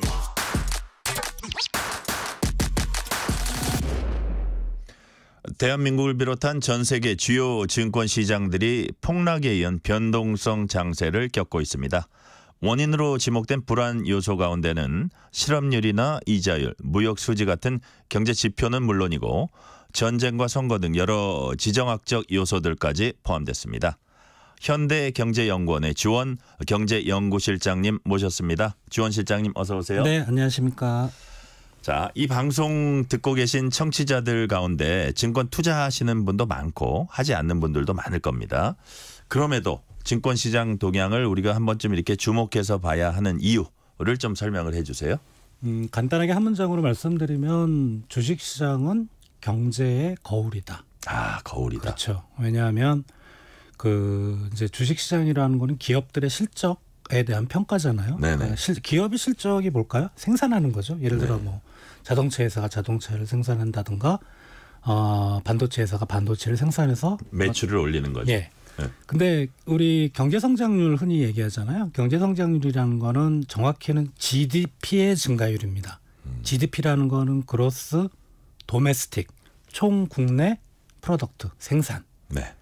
그러니까 생산인 거죠. 예. 어떻게 보면 주식시장을 보면 앞으로 한국의 경제 성장률이 어떻게 될 건가. 바꿔 말하면 한국 경제가 어떤 방향으로 흐를 건가를 알 수 있기 때문에 이 주식시장은 사실 뭐 꼭 증권 투자자한테만 중요한 게 아니고 이 경제를 분석하는 사람들한테도 상당히 좀 중요한 그런 시장입니다. 네. 자, 이번 주 초 우리 증시는 물론 미국이나 일본 등 세계 각국 주가가 일제히 크게 떨어졌습니다. 이제 요동쳤다는 말이 더 정확할 텐데요. 수치로만 보면 2008년 금융위기 수준의 버금갔다는 말들도 들렸지만 이게 블랙 먼데이 얘기하는 것 같은데 2008년 금융위기 때와는 또 다르다라고 말할 수 있는 부분이 있습니까? 일단 금융위기 때는 제 기억은 한 2100에서 내리꽂혀서 한 890까지 갔던가. 예. 천도 꽤 그랬거든요. 지금 차원이 다르군요. 예, 지금도 많이 이제 떨어졌지만 그때 정도는 아니었고요. 뭐 그리고 뭐 지난 그 코로나 때도 2300에서 한 1400까지 떨어진 적이 있거든요. 물론 하루에 걸쳐서 떨어진 건 아니지만 그래서 지금하고는 좀 상황은 다르고 그때는 정말 사람들이 뭔가 이게 시스템적으로 예를 들어 금융위기는 미국 금융위기가 파산했으니까 이건 큰일 났구나. 또는 코로나 때는 듣도 보도 못한 이제 그런 전염병이 생겨서 이게 사람들이 돌아다니지 못하기 때문에 경제가 어렵겠구나. 이런 어떤 확실한 추론이 가능했던 그런 위기였는데 지금은 갑자기 이제 미국 언론에서 먼저 리세션이라는 표현을 쓰면서 그러니까 리세션이라는 표현이 우리말로 하면 경기 침체인데 이 표현을 함부로 갖다 붙일 수 없는 아주 좀 무서운 표현이거든요. 그러니까 리세션이라고 하면 정확히는 2분기 연속 성장률이 마이너스가 나와야 됩니다. 근데 미국 경제 성장률이 그렇게 나온 적이 없고 2분기 오히려 미국 경제 성장률은 2%대로 상당히 좀 양호했고. 근데 미국 언론이 왜 그렇게 썼죠? 그게 저도 상당히 좀 의문입니다. 뭐 그러니까 리세션에 대한 뭐 어떤 우려 뭐 이 정도는 썼겠죠. 리세션이 없는데 리세션이라고 썼을 리는 없고. 예. 단순히 보면 이제 가장 그 근거로 드는 게 실업률인데 실업률이 4.3%까지 올랐거든요. 4.3. 예. 근데 미국의 실업률은 사실 작년에는 3%대였는데 상당히 그거보다 많이 오른 건 맞는데 이 코로나 이전에 미국의 평균적인 실업률은 4% 5%는 예산일이 그냥 우스웠거든요. 5%는 그냥 넘어갔어요. 예. 원래 거기는 실업률이 좀 높은 나라였어. 그래서 갑자기 실업률이 좀 올라서 물론 뭐 이번 7월달 실업률만 4%대인 게 아니고 6월달에 4.1이었고 5월달에 4.0이었거든요. 이렇게 차근차근 올라갔었기 때문에 과연 이제 고용 지표가 그렇게 나쁘다는 게 정말 우리가 리세션이라는 단어를 붙일 정도로 그렇게 미국 경제가 나빴던 건가? 이건 조 실장님은 그렇게 보시지는 않는 것 같아요. 오히려 리세션이라는 단어를 붙이면서 무언가를 감추고자 하는 건 아닌가. 나중에 이제 뒤쪽에 얘기가 있을 수도 있겠지만 지금 미국 시장에서 유독 많이 빠진 게 엔비디아입니다. 다른 종목들은 좀 빠졌다가 복구가 됐는데 무시무시하게 올랐었는데요. 엔비디아가. 그러니까 어떻게 보면 그 무시무시하게 올랐던 부분이 버블이었던 거죠. 그 시장 투자자들 입장에서는. 그래 그 종목을 빼면서 리세션이라는 표현을 붙인 게 아닌가라는 생각이 듭니다. 지금 이제 미국 얘기하셨는데 세계 각국 금융시장이 주목하는 입 가운데 아주 중요한 하나가 바로 미 연방준비제도 파월 의장입니다. 뭐 원탑이라고 할 수 있겠죠. 그런데 이번 폭락 사태를 놓고 확실한 금리 인하라는 시장의 압박에 부응하지 못한 게 근본 원인이다. 뭐 이런 분석을 내놓는 분들도 있어요. 동의하십니까? 아니요. 그렇다면 저번 이제 연준의 금리 결정이 우리가 FOMC라고 하는데 공개시장조작위원회. 그럼 거기서 동결하고 나서 증시가 빠졌어야죠. 한참 지났다가 왜 8월 1일부터 내려갔는가. 그렇다면 사실 그리고 8월에 저번에 이제 그 기준금리 결정하는 회의에서 동결할 거라고 시장은 거의 100% 예상을 했었습니다. 인하를 해도 9월 달쯤 한 번 정도 인하하겠거니 시장을 예상을 했었는데 뭐 공교롭게 그 금리 인하를 안 했기 때문에 실업률이 올라갔다? 이건 아니거든요. 그래서 이것도 좀 시장이 어떻게 보면 누구한테 좀 책임을 전가하는 거 아닌가 그런 생각도 좀 듭니다. 일반적으로 미국 중앙은행이 이자율을 낮추면 증시에는 좋은 영향을 미치는 게 일반적인 현상입니까? 예, 맞습니다. 뭐 왜냐하면 이제 주식 시장에 이제 돈을 넣고 주식을 사려면 이제 돈을 넣어야 되는데 네. 일단은 이제 바깥에서 빌려서 투자하시는 분들은 당연히 이자가 낮으면 좋은 거고, 그리고 자기 돈으로 투자하시는 분들 한번 생각을 해볼 필요가 있어요. 네. 기회비용이라는 게 있죠. 이자가 높을 때와 낮을 때는 높으면 다른 데 은행에다 넣으면 그만큼 이자를 더 받을 수 있는데 굳이 주식시장에 이자가 낮으면 은행에 넣어도 이거밖에 못 받기 때문에 주식시장에 넣어서 좀 더 높은 수익률을, 그렇다면 그거는 뭐 꼭 미국 증시만 그런 게 아니고 모든 나라 증시가 다 이자율이 떨어지면 주가가 올라가는 방향으로 영향을 미치는 건 분명합니다. 네. 급락 이튿날엔 또 급등세가 나타났습니다. 사이드카 이제 발동되기도 했고, 하루는 폭락 때문에 하루는 폭등 때문에 뭐 연이틀 발동이 됐고요. 마치 롤러코스터처럼 이제 요동을 쳤는데 이걸 뭐 변동성 장세라고 부르기도 하던데 이건 무슨 뜻입니까? 이제 주가가 크게 출렁거린다는 거죠. 사이드카는 이제 선물 시장에서 주식, 우리 코스피라는 건 현물 시장이고 그거를 가지고 만든 게 이제 코스피 200이라는 지수를 만들어 선물 시장에서 상하 변동폭이 플러스 마이너스 5% 갑자기 네. 거기 1분 이상 머무르면 이제 선물 시장 거래를 스탑시킵니다. 이게 사이드카고, 현물 시장은 이제 서킷 브레이커라 그래서 같이 걸렸습니다.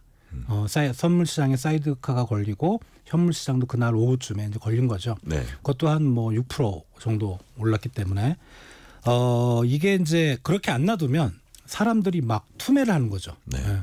큰일 났다. 자기가 하는 주식 막 파니까 장이 더 변동성이 커지기 때문에 이런 거를 이제 어떻게 보면 사람들한테 진정해. 그래서 한 10분 동안 정도, 뭐 20분 정도 이렇게 매매를 중지를 시킵니다. 냉각히. 그래 좀 이성을 찾아라. 그래서 그 덕분에 좀 발동이 돼서 좀 멈췄던 것 같고요. 말씀하신 대로 이런 이제 사이드카나 서킷 브레이커가 발동이 되면 그거는 이제 변동성이 아주 이례적이거든요. 우리 증시 역사상 진짜 손꼽을 정도예요. 그러니까 변동성이 상당히 컸던 장세라고 생각이 됩니다. 네. 지금부터는 각종 지표들 어떤 의미 가지는지 이제 하나하나 좀 짚어볼게요. 예를 들어서 뭐 미국 같은 경우에 실업률, 물가, 아까 이제 고용률, 뭐 실업률 말씀하셨는데 중요하게 생각하는 것 같고, 우리나라는 이제 각종 지표 발표할 때 수출입 동향이나 환율 같은 거 많이 언급을 하고요. 금리는 뭐 미국과 한국이 차이가 얼마나 나냐 이런 것도 또 따지는 것 같고, 이런 지금 말씀드린 여러 요소들이 아무래도 시장에 영향을 끼치기 때문에 우리가 당연히 언급을 하는 거겠죠. 그렇죠. 근데 미국에서 중시하는 거는 이제 고용 물가. 네. 왜냐하면 이제 그 고용이라는 건 어떻게 보면은 그 자기가 취직을 해서 고용이 되면 월급을 받잖아요. 그게 이제 소비로 이어지는 건데, 미국 같은 경우는 민간 소비 비중이 GDP의 한 70% 정도 되는데 우리나라는 절반이 안 돼요. 아, 그래요? 그러면 우리나라는 어떤 게 많이 차지하느냐? 수출하고 설비 투자가 많이 차지합니다. 그러니까 미국에서 중시하는 지표는 고용입니다. 왜냐하면 GDP의 70%를 차지하는 소비에 직접적으로 연결되는 지표이기 때문에 고용 지표에 상당히 좀 민감하게 반응하고, 우리는 말씀하신 수출, 또 수출 환율하고 좀 민감하잖아요. 밀접하잖아요. 그래서 우리는 주로 수출 같은 지표를 상당히 좀 중시하죠. 그렇다면 이제 미국의 주요한 지표인 고용, 물가, 이건 이제 지금 방향성이 어떻게 되고 있습니까? 일단 물가는 우리가 흔히 말하는 소비자 물가 지수 상승률인데, 이거는 6월 현재 3% 정도, 3.0인데 연준에서는 요거 지표를 안 봐요. 이게 또 설명하자면 긴데, 개인 소비 지출 물가라 해서 PC 물가 상승률이라는 걸 또 나름대로 만들어서 보는데 그거는 2.5%. 요게 2024년 1년 전만 해도 3%대였거든요. 근데 지금 2.5% 많이 빠졌고, 연준 파월 의장이 항상 뭐 공공연히 하는 얘기가 이 PC 물가 상승률이 2%로 내려간다는 확실한 증거만 있으면 자기는 금리를 인하할 수 있다. 그래서 물가는 이제 그 방향으로 가고 있어서 이제 금리 인하는 아마 9월달에 있을 것 같고, 이 실업률이 문제죠. 아까 말씀드렸다시피 7월 실업률이 4.3% 정도. 이게 실업이 많다는 건 이제 경기 침체를 뒷받침하는 거라고 해석할 수도 있지만 이런 걸 한번 생각해 볼 수가 있어요. 그러니까 실업률을 계산할 때는 실업자가 분모로 가겠죠. 그리고 이제 그 실업률의 대상이 되는 어떤 분모가 있잖아요.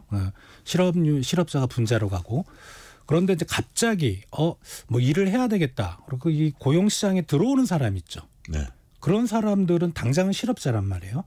근데 그 상황을 정말 경기가 나빠졌다고 얘기를 해야 되는 거냐. 그러니까 경기가 좋아서 나도 돈 좀 벌어야겠네 하고 갑자기 고용시장에 들어왔는데 그럼 실업률이 높아질 수가 있어요. 일시적으로. 네. 지금 7월 달 4.3%에 대한 해석은 분분한데 이런 식으로 해석하는 사람들 있습니다. 리세션이 아니다라고 주장하는 사람들은. 네. 근데 다만 일단 추세적으로 5월부터 4%대 이상으로 계속 높아지고 있어서 네. 이거는 좀 지켜봐야 됩니다. 사실. 예, 그런 상황입니다.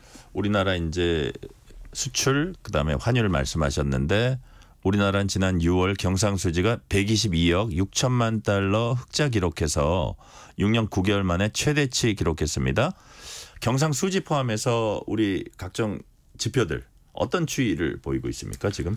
경상수지는 이제 월간이잖아요. 말씀하신 6월달께 122억 6천만 달러인데 작년에 월간 평균이 30억 달러 정도밖에 안 됐어요. 엄청나게 큰 거죠. 예. 그리고 뭐 2000년 이후에 2016년 6월 달에 124억 달러를 기록한 게 2000년 이후면 무슨 24년 되잖아요. 그때 말고는 두 번째로 높은 숫자입니다. 괜찮은 숫자예요. 야. 우리는 특히 이제 이 경상수지 흑자가 상당히 중요하거든요. 왜냐하면 우리는 사실 뭐라 그럴까요? 원자재도 없어요. 이게 흑자가 돼야 그 네. 돈을 가지고 뭐 원유를 사든 원자재를 사든 경제를 굴리기 때문에 네네. 상당히 좋기 때문에 이거는 뭐 상당히 좋고요. 그리고 이제 7월 달 수출 통계가 나왔는데 이게 전년 동월 대비, 그러니까 작년 7월 대비 올해 7월 수출 증가율이 13.9%, 10% 이상 넘으면 상당히 좋은 거죠. 다만 작년 7월 수출 증가율이 마이너스 16%였어요. 이거 좋다고 얘기해야 되나? 예. 왜냐하면 정말 좋으려면 마이너스 16을 넘어서야 되거든요. 즉 플러스 16% 이상이 나와야 되는데 수치상으로는 플러스가 나오지만 작년 수출이 워낙 안 좋았기 때문에 반등한 게 아닌가 그런 좀 부정적인 견해도 있습니다. 네. 2755님이 주가 흐름 때문에 한숨소리가 커져가는 옆지기. 이게 그 배우자인지 뭐 커플 중에 한 분인지 때문에 저도 짜증입니다. 이런 그 말씀을 해 주셨습니다. 자, 그렇다면 이제 미국과 한국의 어떤 주요 지표를 이렇게 비교 분석할 수도 있나요? 그래가지고 어떤 우리가 그 결과물을 나올 수도 있나요? 그럴 수 있고 이제 뭐 우리가 세세하게 마이크로 지표를 비교하는 건 의미가 없을 수가 있고 크게 한 두 가지 정도만 말씀드리면 일단은 이제 경제 성장률을 먼저 비교를 할 수가 있죠. 그러니까 미국 같은 경우는 올해 2분기에 전기 대비 연율이 2.8% 나왔고 얘네가 평균적으로 한 2% 정도를 평균선으로 보기 때문에 그거보다 높게 나왔으니까 미국 경제 2분기까지는 좋았고 우리나라는 2분기 경제 성장률이 마이너스 0.2%였습니다. 상황은 미국이 사실 우리보다 더 좋아요. 어떻게 보면 리세션이라는 표현을 쓰려면 우리나라 한국 경제에 맞는 것일 수도 있어요. 근데 이거는 좀 안 좋고요. 그리고 이제 통계청에서 경기 동행지수 순환 변동치, 그러니까 줄여서 제가 동행지수라고 말씀을 드리는데 이 지표를 매달 구합니다. 네. 미국도 구합니다. 네. 우리나라는 2022년 8월을 꼭대기로 해서 계속 경기가 지금 내려가고 있어요. 바닥을 아직 안 찍었거든요. 6월까지. 네. 근데 미국은 경기 고점을 찍고 이제 내려가기 시작을 해요. 즉 우리나라는 바닥을 안 찍었는데 이게 거의 숫자상으로 절대치를 기준으로 보면 이제 곧 바닥을 찍을 것 같고 이제 올라가야 되는 국면이거든요. 근데 미국 경기가 이제 내려가는 국면이면 두 힘이 부딪히겠죠. 네. 두 나라 한국과 미국의 경제적인 연관성이 없다 모르겠는데 사실 한국은 미국 경제의 어떤 방향성에 상당히 큰 영향을 미칩니다. 그렇게 되면 어떻게 부딪힙니까?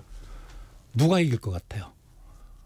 미국이 이기죠. 예, 왜냐하면 가슴 아프지만 참 대답을 못 하겠네요. 네, 우리는 수출을 의존하는 거죠. 그러니까 우리가 한창 올라가야 될 타이밍에 하필 미국이 리세션까지는 아니지만 경기가 내려가는 건 분명하거든요. 우리의 영향을 받을 수밖에 없잖아요. 그렇죠. 그러니까 우리가 올라가지 못하고 같이 내려갈 수 있다는 거죠. 이게 올해 하반기 길면 내년 상반기까지도 그렇다고 뭐 한국 경제가 침체에 빠진다고까지는 말씀을 못 드리겠는데 상당히 좀 부정적 영향을 미칠 것 같아요.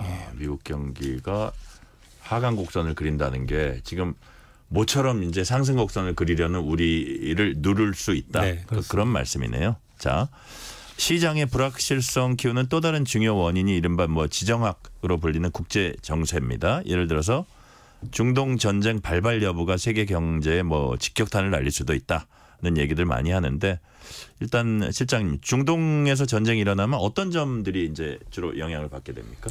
일단 국제 유가가 이제 좀 불안하다는 뭐 네.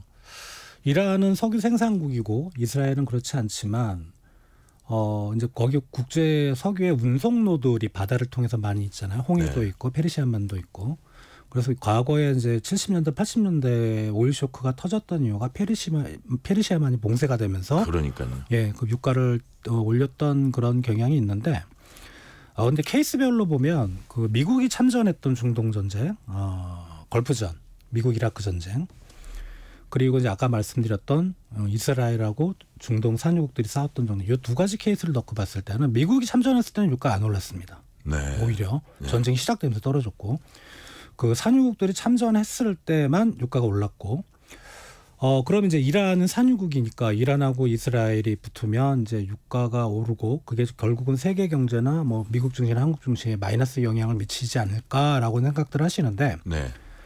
거기 지도를 놓고 보면은요, 이란이 이스라엘의 육군 지상 병력을 파견하려면 이라크나 터키를 거쳐야 됩니다. 네.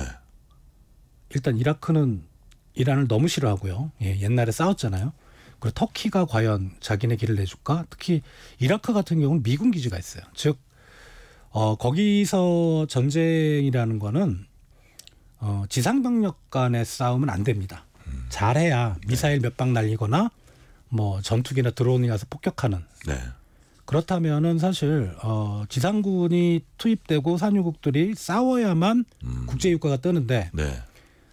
지금 물론 뭐 국제 정치라는 게 어떻게 역학이라는 게 어떻게 변할지 모르겠지만 지금의 분위기로서는 국제 유가를 올릴 힘은 없다. 아, 그래요. 예. 그리고 제가 보기엔 이것도 아까 이제 실업률 올라간 거 뭐 이런 거가 뭐 리세션이라는 표현 쓴 것처럼 이 중동 지역의 불확실성도 핑계가 아닌가.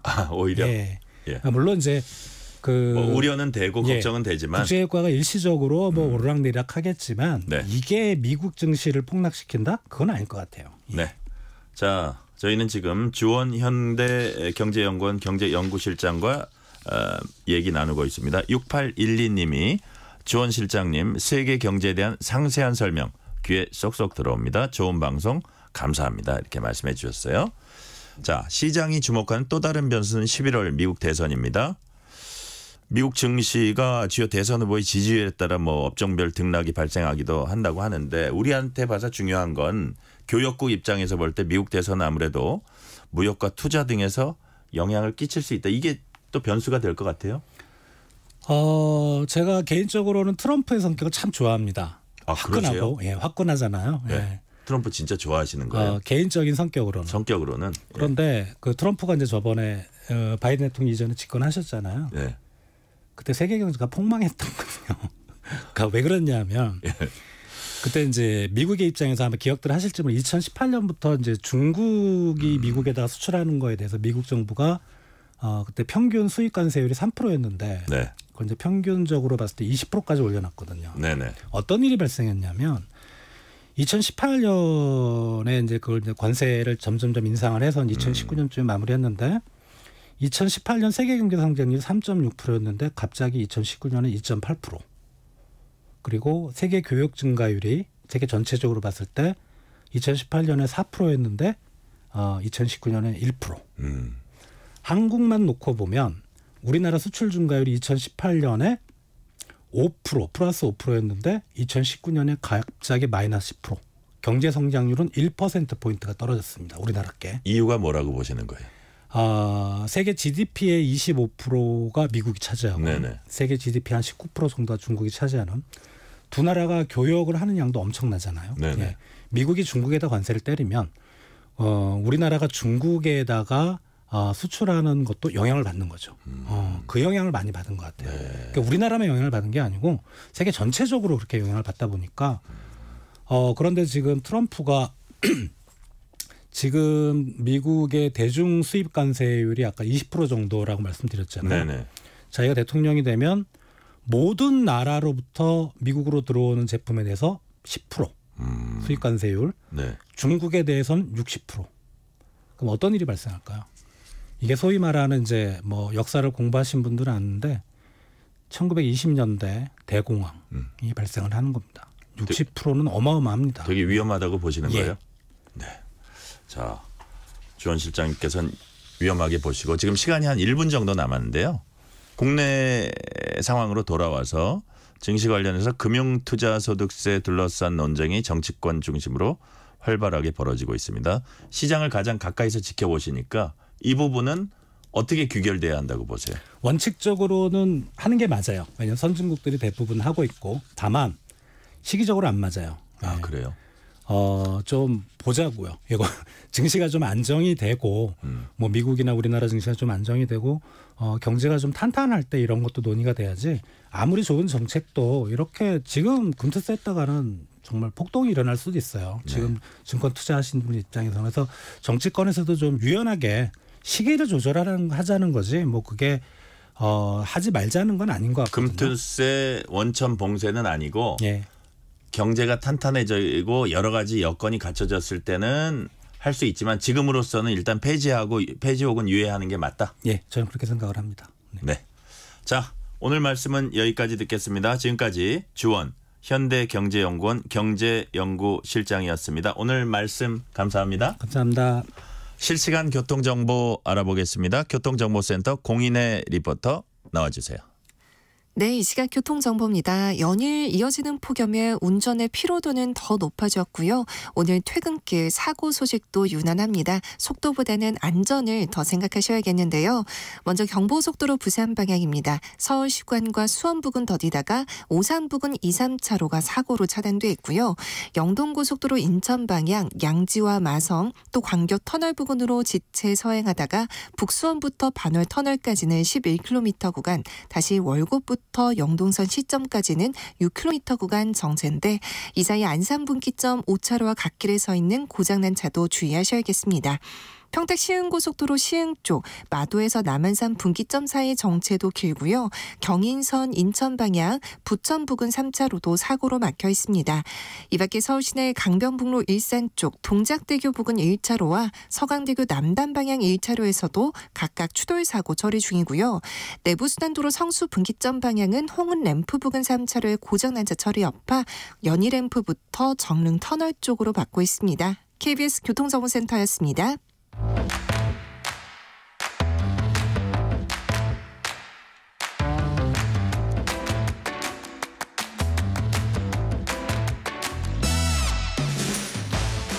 파고 또 파고 골라서 엄선한 뉴스만 전해드립니다. 파파뉴 코너 오늘은 경향신문 박순봉 기자와 함께합니다. 박 기자 어서 오세요. 네, 안녕하세요. 자, 올림픽 소식부터 짚어보겠습니다. 남자 높이뛰기에서 우상혁 선수가 결선에 진출했어요. 제가 우리나라 육상 올림픽 메달을 보니까 황영조, 이봉주 이분들이더라고요. 네. 그래서 필드 트랙 분야에선 첫 메달을 노리는 거죠? 맞아요. 우리나라가 이렇게 전통적으로 잘하는 분야는 아니에요. 그러니까 메달을 많이 따는 분야는 아닌데 육상 트랙 앤 필드 분야라고 부르는데 이 남자 높이뛰기에서 우상혁 선수가 결선에 진출했기 때문에 굉장히 좀 기대가 커지는 그런 상황이고요. 네. 이 남자 높이뛰기는 이번에 결선 진출할 수 있는 조건이 두 가지였는데 2m 29를 넘거나 아니면 전체 31명 중에 상위 12명 안에 들어가면 결선에 진출을 하거든요. 네네. 근데 우상혁 선수가 오늘 경기에서 2m 27을 넘었어요. 근데 2m 27을 넘은 선수가 전체 5명밖에 안 되거든요. 그러니까 이제 자동적으로 결선에 진출을 하게 됐고요. 이것만으로도 이미 우리나라로서는 기록을 세운 건데요. 우상혁 선수가 예전에 도쿄올림픽에서도 결선에 한번 올랐었거든요. 그러니까 이번에 2번 연속 결선에 들어가게 된 거죠. 이거 자체가 이제 한국으로서는 최초의 기록이기 때문에 이제 많은 기대를 하고 있는 그런 상황이에요. 네네. 보니까 그 강자인 카타르의 바심 선수가 다리가 좀 아프더라고요. 남의 불행이 우리의 뭐 행복일 수는 없지만 여튼 네. 그런 모습들도 보이고 우리가 결선을 한번 봐야겠고요. 남자 태권도에선 금메달 또 하나 추가했어요. 더구나 금메달이죠. 맞습니다. 네. 이번에도 좀 의미가 큰데 박태준 선수가 남자 58kg급 이제 결승에서 이제 승리를 해가지고 금메달을 땄고요. 이게 왜 일단 의미가 있느냐면은 58kg급에서 금메달을 딴 적이 없어요. 그러니까 우리나라가 태권도 종주국이라고는 하지만 이제 모든 그런 이제 체중 이 분야에서 다 따는 건 아니거든요. 네네. 그러다 보니까 의미가 있고요. 일단 경기는 어떻게 됐었느냐. 아제르바이잔의 가심 마고메도프 선수하고 결승을 했는데 이 마고메도프 선수가 부상을 입어가지고 기권승을 하게 됩니다. 근데 경기를 아예 안 했던 건 아니고 경기를 하는 중간에 한 1라운드 1분 7초 정도 남은 상황이었는데 서로 발차기를 하다가 엇갈려요. 그러다가 이 마고메도프 선수가 왼쪽 다리에 큰 그런 이제 통증을 호소하면서 이후에 경기가 진행이 되긴 됐는데 몸이 안 좋다 보니까 계속해서 실점을 하고 결국에는 포기를 하면서 이렇게 이제 기권승으로 금메달을 따게 됐습니다. 아까 이제 뭐 여러 가지 의미가 있다라고 말씀드렸는데 그간에 이제 우리나라 태권도가 종주국인데도 최근에는 성적이 좋다고 보긴 좀 어려웠거든요. 네, 나빴죠 한마디로. 맞아요. 8년 만에 금메달 리스트가 배출이 된 겁니다. 그런 의미가 있고 특히나 아까 말씀드린 대로 이 체급에서는 또 최초로 금메달을 땄기 때문에 역시 또 많은 이제 응원을 받았습니다. 그러니까요. 보다가 보니까 약간 아파가지고 등을 돌렸는데 공격을 계속한 것 같고 이제 좀 얘기가 있는데 제가 봐도 그거는 멈추기가 힘들 거예요. 계속 공격하다 보면 맞아요. 서로 이해도 됐다고 하고요. 그 박태준 선수가 또 인터뷰를 이후에 했는데 격투기에서는 이제 시합이 종료될 때까지 최선을 다하는 게 오히려 예의다 이런 얘기도 했고 그다음에 박태준 선수가 경기 중간중간에 이렇게 계속 부축도 해주고 그다음에 또 메달 수여받을 때도 부축해서 올라가고 이런 모습들이 있었기 때문에 뭐 그런 것들은 또 우리 팬들이 더 좋게 봤을 것 같습니다. 네, 오늘의 기대 종목도 한번 짚어주세요. 네. 이제 조금 전이었죠. 오후 4시부터 골프 여자 개인 2라운드가 있었는데 여기에 좀 유망한 선수들이 많이 출전해서 역시 기대를 하고 있습니다. 고진영 선수, 양희영, 김효주 선수가 출전을 했고요. 네. 지금 양희영 선수 같은 경우에는 1라운드에서 공동 13위에 올라서 일단 무난하게 출발했고요. 또 고진영 선수는 중위권, 또 김효주 선수는 중하위권으로 출발했는데 또 워낙 잘하는 선수들이기 때문에 기대를 하고 있습니다. 그리고 조금 전인 4시 33분에 태권도 여자 57kg급 있었거든요. 근데 1, 2라운드에서 김유진 선수가 튀르키예의 하티체 키브라 일권 선수를 뭐 꺾고 8강에 진출했습니다. 역시 또 기대가 되는 그런 상황이고요. 그리고 조금 전인 5시부터는 이제 스포츠 클라이밍 여자 볼더링 앤 리드 여기 결합 준결승에 서채연 선수가 출전했거든요. 또 메달을 기대해 볼 수가 있고요. 또 다이빙 여자 3m 스프링보드 준결승에 또 김수지 선수가 출전을 했기 때문에 이건 아직 진행 중인 두 가지 경기거든요. 역시 기대를 해보고 있습니다. 네. 이번엔 정치권으로 가봅니다. 한동훈 국민의힘 대표가 취임한 지 2주가 조금 지났습니다. 한 대표 체제에 대한 내부 평가는 어떤지 알아볼게요. 먼저 당직 인선에 대한 친한동훈계 쪽 내부 평가 어떤가요? 그러니까 아무래도 일단 긍정적인 평가들이 많을 텐데요. 가장 핵심적으로 볼 수 있는 인물이 서범수 사무총장, 그리고 김상훈 정책위 의장, 또 신지호 전략기획부총장 이렇게 세 인물을 많이 평가를 하거든요. 일단 친한계 쪽에서 내부적으로 하는 얘기를 좀 들어봤을 때는 그러니까 서범수 총장 같은 경우에 이제 임명을 할 때 친윤이 아니라는 확신이 있어야 됐었다. 그런 얘기가 좀 나오고 있어요. 그러니까 아무래도 사무총장 같은 경우에는 가장 믿을 만한 사람을 시켜야 된다 이런 얘기들이 있는 거고요. 돈과 조직을 움직이잖아요. 그렇죠? 맞아요. 네. 그러니까 모든 것들을 사실은 다 총괄한다라고 볼 수도 있습니다. 그렇죠. 뭐 어떤 중요한 의제 같은 것들에 대한 의결은 최고위원들이 많이 하지만 실제 실무 같은 것들은 총장한테 많이 달려 있거든요. 그렇죠. 그리고 또 두 번째 인물이 김상훈 정책위 의장이잖아요. 그러니까 역시 내부적으로 평가는 완전히 친한 게 아니에요. 사실 이 얘기는 서범수 총장에도 적용이 되는데 제가 아까 친윤이 아니라는 확신이 있어야 된다. 이 말은 완전한 친한계라는 의미도 아니거든요. 이 서범수 총장이 됐을 때 당내에서 조금 놀라는 사람들도 있었어요. 아, 서범수 총장이 친한계였나? 이렇게 좀 의구심을 갖는 사람들이 있었는데 뭐 전당대회 막판에는 좀 도와줬다라고 하는데 초기부터 친한 게 그런 인물은 아니거든요. 김상훈 정책위 의장도 마찬가지죠. 정점식 전 정책위 의장 교체하는 과정에 논란이 있은 다음에 그 다음에 지명이 됐는데 김상훈 정책위 의장도 역시 친한 게야? 이렇게 하면은 고개를 갸우뚱하는 사람들이 좀 많거든요. 개파색이 이제 엷다고 평가가 돼 있죠. 맞아요. 그래서 일단 친한계 쪽에서 하는 얘기는 이게 그렇게 완전한 친한계만 임명을 한 것이 아니고 그냥 적절한 인물을 임명을 한 것이다. 그리고 친한계 내부에서 또 평가를 하기로는 이제 기자들한테 좀 평가가 좋은 사람들을 골랐다. 뭐 서범수 총장이나 뭐 김상훈 정책위 의장 모두 평가가 괜찮은 편이거든요. 이제 그런 얘기들 좀 나오고 있고요. 특히 이제 이 정책위 의장권 가지고 이제 나중에 나오는 얘기들은 이 결국에는 정점식 정책위 의장 전 정책위 의장이 좀 버텼잖아요. 그러니까 이것 때문에 어쩔 수 없는 선택이었다 이런 얘기들도 좀 들리고 있어요. 원래 처음에는 한동훈 대표는 유임하는 것도 상당히 생각을 많이 했었다라 그래요. 유임할 생각도 있었는데 버티는 그림이 됐잖아요. 그러다 보니까 밀어붙이지 않을 수 없는 그런 상황이 됐다라고 친한계 쪽에서는 얘기를 좀 하는 거예요.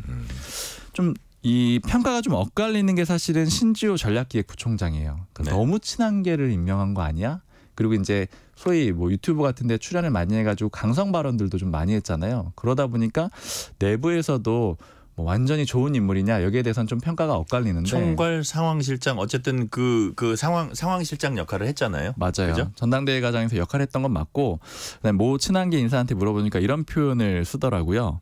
이마 빌딩에서는 논란이 있었지만 대산 빌딩에서는 평이 괜찮았다. 이게 무슨 말이냐면 이마 빌딩은 윤석열 대통령 대선 캠프였거든요. 근데 거기서는 조금 뭐 잘하느냐 못하느냐 이런 평가가 있었는데 대산 빌딩은 한동훈 대표의 전당대회 캠프가 있었던 그 장소인데 거기에서는 내부 실무진들 사이에 평가가 괜찮았다라는 거예요. 그래서 이제 그런 평가를 반영해가지고 그래서 이제 신지호 총장이 된 것이다 이런 얘기들이 나오고 있고요. 대산 빌딩도 참 유서 깊은 그 빌딩이네요. 맞아요. 많이 사용하는 데고 또 그 빌딩을 사용해가지고 이긴 사람들도 꽤 많이 있는 그런 장소죠. 근데 제가 이 모 친한계 관계자한테 들었던 얘기 중에 좀 인상적인 게 이런 얘기를 하더라고요. 지금 이제 이렇게 임명한 사람들 중에 친윤계는 별로 없고 사실상 없다라고 봐야 되고 그다음에 친한계 색채 있는 사람들이 좀 다수 있거든요. 뭐 김종혁 지명직 최고위원이라든가 이런 사람들을 왜 꼭 친한계를 고수했느냐 이렇게 물어보니까 네. 이런 얘기를 해요. 이 한동훈 대표가 원래부터 국민의힘에 세력이 있는 사람이 아니잖아요. 그러니까 예를 들자면 이제 친윤계에서 분파된 그런 인물이고 뭐 아주 원래부터 정치권에 친한 사람이 있었느냐라고 하면 그렇게 볼 수는 없는 거잖아요. 근데 이런 상황에서 만약에 소위 말하는 탕평책을 쓰기 위해서 자신을 도왔던 캠프에서 도왔던 사람들이 아니라 친윤계 쪽 인사들을 뭐 데려온다. 아니면 아예 색채가 없는 사람을 데려온다. 이렇게 되면은 원래 친한계라고 지금 나름대로 분류되어 있는 사람들도 이탈을 할 수가 있다라는 거예요. 왜냐하면 내가 도와주긴 했는데 그 충성도가 오래된 사람이 아니잖아요. 근데 네. 당장 인선에서 날 임명을 안 해줘. 이렇게 되면 이 사람들조차도 흔들릴 수가 있기 때문에 이런 선택을 할 수밖에 없었다. 이런 얘기들도 있어서 이런 것들은 좀 봐야 될 것 같아요. 그리고 또 하나는 어쨌든 중요한 의결을 할 거 아니에요. 네. 그 주요 당직 그 최고위원이나 뭐 정책위의장까지 해서 주요 의결을 하는데 거기서 초반에 몇 가지가 흔들려 버리면 그 체제가 흔들리니까 아마 그런 그 감안도 좀 하지 않았나 싶은데. 맞습니다. 그 좀 숫자를 좀 불안해한다는 게 사실은 이해가 안 갈 수도 있어요. 왜냐하면 63%의 압도적인 지지율로 당선이 된 대표잖아요. 네.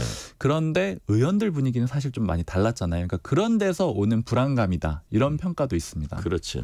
초반에 이제 안정적인 운영을 해나가고 싶다 이런 게 이제 읽히는 부분이고 그런 면에서 한동훈 대표가 민생 정책 드라이브 걸고 있습니다. 특히 금융투자세 계속 언급하고 있는데 한 대표의 최근 행보, 뭐 민생 행보랄까 정책 행보 여기에 대해서는 평가가 어떻습니까? 일단 좀 긍정적으로 평가를 하는 사람들은 한동훈 대표한테 기대했던 얘기를 좀 잘하고 있다 이렇게 평가를 해요. 한동훈 대표한테 기대하는 모습 중에 하나가 예전에 법무부 장관일 때 네. 야당 의원들하고 굉장히 잘 싸웠다. 뭐 이런 평가들을 많이 하잖아요. 그때 사실 제가 들었던 국민의힘 모 의원의 표현은 뭐 조자룡이다. 왜냐하면 이제 다 못 싸우고 있는데 혼자서 저렇게 잘 싸운다. 뭐 이런 평가를 할 조자룡이다. 정도로 네, 그렇게 긍정적으로 평가를 했었는데 네. 전당대회 거치면서는 사실은 내부에 특히 뭐 나경원 의원 상대로 좀 강하게 뭐 공격을 하고 이런 얘기들이 좀 많이 나오면서 그 칼을 안쪽으로 쓰는 거 아니야 이런 불만들도 좀 있었거든요. 근데 이제 대표가 되고 나서 이 금융투자세 가지고는 굉장히 야당을 많이 압박하고 있어요. 뭐 예를 들어서 박찬대 원내대표 저보다는 급이 낮지만 받겠다 이런 얘기를 어제 했었고 토론하자 이렇게 얘기를 했었고 그다음에 오늘은 뭐 누구든 언제든 상관없다 이렇게 압박을 하면서 좀 야당을 좀 공격하는 그런 수로 쓰고 있거든요. 이게 사실은 금융투자세 문제가 야당이 아직 입장 정리가 잘 안 돼 있어요. 네. 왜냐하면 이재명 대표 같은 경우에는 좀 신중해야 된다. 그러니까 시행하는 거에 신중해야 된다 이런 입장이지만 또 진성준 정책위의장 같은 경우에는 뭐 예정대로 시행을 해야 된다 이런 입장이니까 이 한동훈 대표 내지는 국민의힘에서 봤을 때는 이건 공격할 만한 포인트다 이렇게 생각을 하고 적극적으로 공격을 하는 모습 여기에 대해서는 좀 긍정적으로 평가를 하고 있어요. 근데 다만 이제 내부에서 좀 부정적으로 이 한동훈 대표의 행보에 대해서 부정적으로 보는 사람들은 뭐냐면 지금 사실 한동훈 대표가 굉장히 적극적으로 여러 행보를 하고 있죠. 특히 오늘 같은 경우에는 130만 가구에다가 전기요금 1만 5천 원 지원할 수 있다. 이런 얘기도 지원하겠다. 이런 얘기도 했는데 이런 것들이 이 국민의힘 모 관계자가 하는 얘기는 좀 급해 보인다라는 거예요. 그러니까 한동훈 대표의 이 의도는 정책 이슈를 많이 던지겠다라는 거잖아요. 그러니까 이제 정책적인 얘기들을 많이는 하고는 있는데 이 던지는 방식들이 현안에 나오면 즉각 대응하는 방식이라는 거예요. 이 대응하는 방식으로는 결과적으로는 한동훈 대표가 어떤 철학을 보여주진 못한다라는 거죠. 이게 예를 들어서 뭐 과세를 좀 줄인다, 뭐 이런 전체적인 철학 하에 움직이는 거냐, 여기에 대해서는 좀 의문점이 있다라는 거고요. 특히 오늘 이제 얘기했던 그 전기요금 추가 지원에 대해서는 모 관계자가 이렇게 표현을 하는데, 너무 급해 보인다라고 하는데 왜 그런 얘기를 하느냐 이렇게 물어봤더니 보통 이런 건은 당대표가 바로 이렇게 발표를 하지 않는다라는 거예요. 정책위하고 저 당 쪽하고 정부하고. 맞아요. 이게 이 대표가 이런 이제 문제가 있을 수가 있으니까 전반적으로 한번 검토를 해보세요. 이렇게 이제 공개회의에서 예를 들어 얘기를 하면은 뭐 정책위 의장이나 아니면 이제 정부에서 검토를 해가지고 보고를 하면은 이제 그 내용을 가지고 이제 얘기를 해야 되는데 자꾸 이슈마다 자기가 중심에 서기 위해서 너무 급하게 얘기를 하는 것 같다. 그러니까 예를 들어서 이 건에 있어서는 저도 이제 들은 얘기가 이미 감면이 많이 돼 있는데 좀 저쪽 정부나 당내 정책위하고 조금 더 협의를 하고 했으면 좋겠다. 뭐 이런 얘기 분위기도 조금은 있나 봐요. 맞아요. 그래서 이게 좀 급해 보인다라고 보는 거고, 결국은 왜 이렇게 급하냐라고 하면 대선 행보라고 보는 거죠. 아무래도 당내 의원들에게는 조금 입지가 약한 상태, 그리고 어떤 대선 행보를 해야 되는데 약점으로 짚히는 게 아무래도 계속해서 검사 출신이고 그 한계가 있다라는 지적들을 하고 있는 거잖아요. 그러니까 나도 정책을 굉장히 잘하는 사람이에요, 이런 걸 보여주기 위해서 이렇게 하는 게 아니냐, 이런 평가들이 좀 있습니다. 그러니까 대선 행보라고 볼 수도 있고 또 뭐냐면 그 한 대표의 제가 머릿속에 들어가진 않았지만 좀 민생 이슈에 즉각 우리가 그 실기하지 말고 빨리 반응해야 된다, 이런 약간 모습들이 읽히긴 하더라고요. 말씀하시니까 생각이 그렇기 때문에 금융투자세 이런 것들이 지금 이게 뭐 실기하지 말고 이걸 빨리 논의하자, 이런 약간 그 맥락인 것 같아요. 맞아요. 제가 뭐 관계자한테 들어보니까 한동훈 대표가 뭐 비대위 때도 좀 그랬는데 10분 안에 대응하자, 뭐 이런 식의 얘기를 했다 그래요. 그러니까 10분은 아마 이제 비유적인 표현이고 어떤 현안이 있으면 빨리빨리 대응하자, 이런 얘기를 했기 때문에 말씀하신 대로 그렇게 좀 빠르게 대응하는 뭐 그런 태도를 좀 보인 것도 같습니다. 네, 한 1분 정도 남았는데요.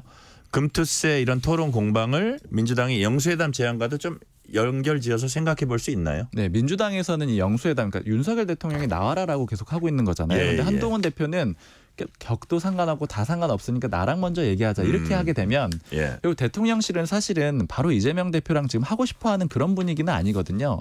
그러다 보니까 한동훈 대표가 내 단계에서 자를게, 이렇게도 좀 해석이 가능하고요.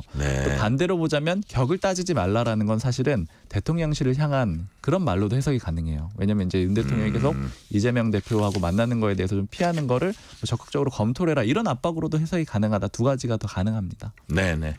자, 금투세와 영수회담 얘기까지. 오늘 말씀은 여기까지 듣겠습니다. 지금까지 경향신문 박순봉 기자였습니다. 말씀 감사합니다. 감사합니다.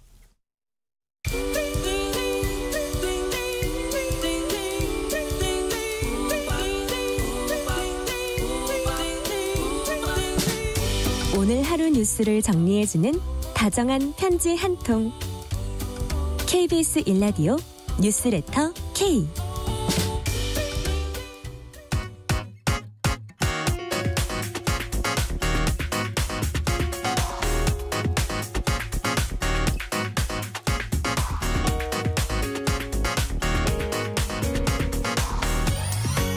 뉴스 뒷면에 숨어있는 심리, 다양한 이슈를 심리학적 관점에서 풀어주는 시간, 뉴스가 알고 심리. 김태훈 경남대 심리학과 교수 나오셨습니다. 김 교수님 어서 오세요. 안녕하세요. 지난 월요일 블랙 먼데이 사태가 있고 나서 여전히 코스피와 코스닥이 폭락분 회복하지는 못하고 있습니다. 오늘 두 지수 다 4%포인트, 0.4%포인트 하락하는 등 시장은 여전히 불안정합니다.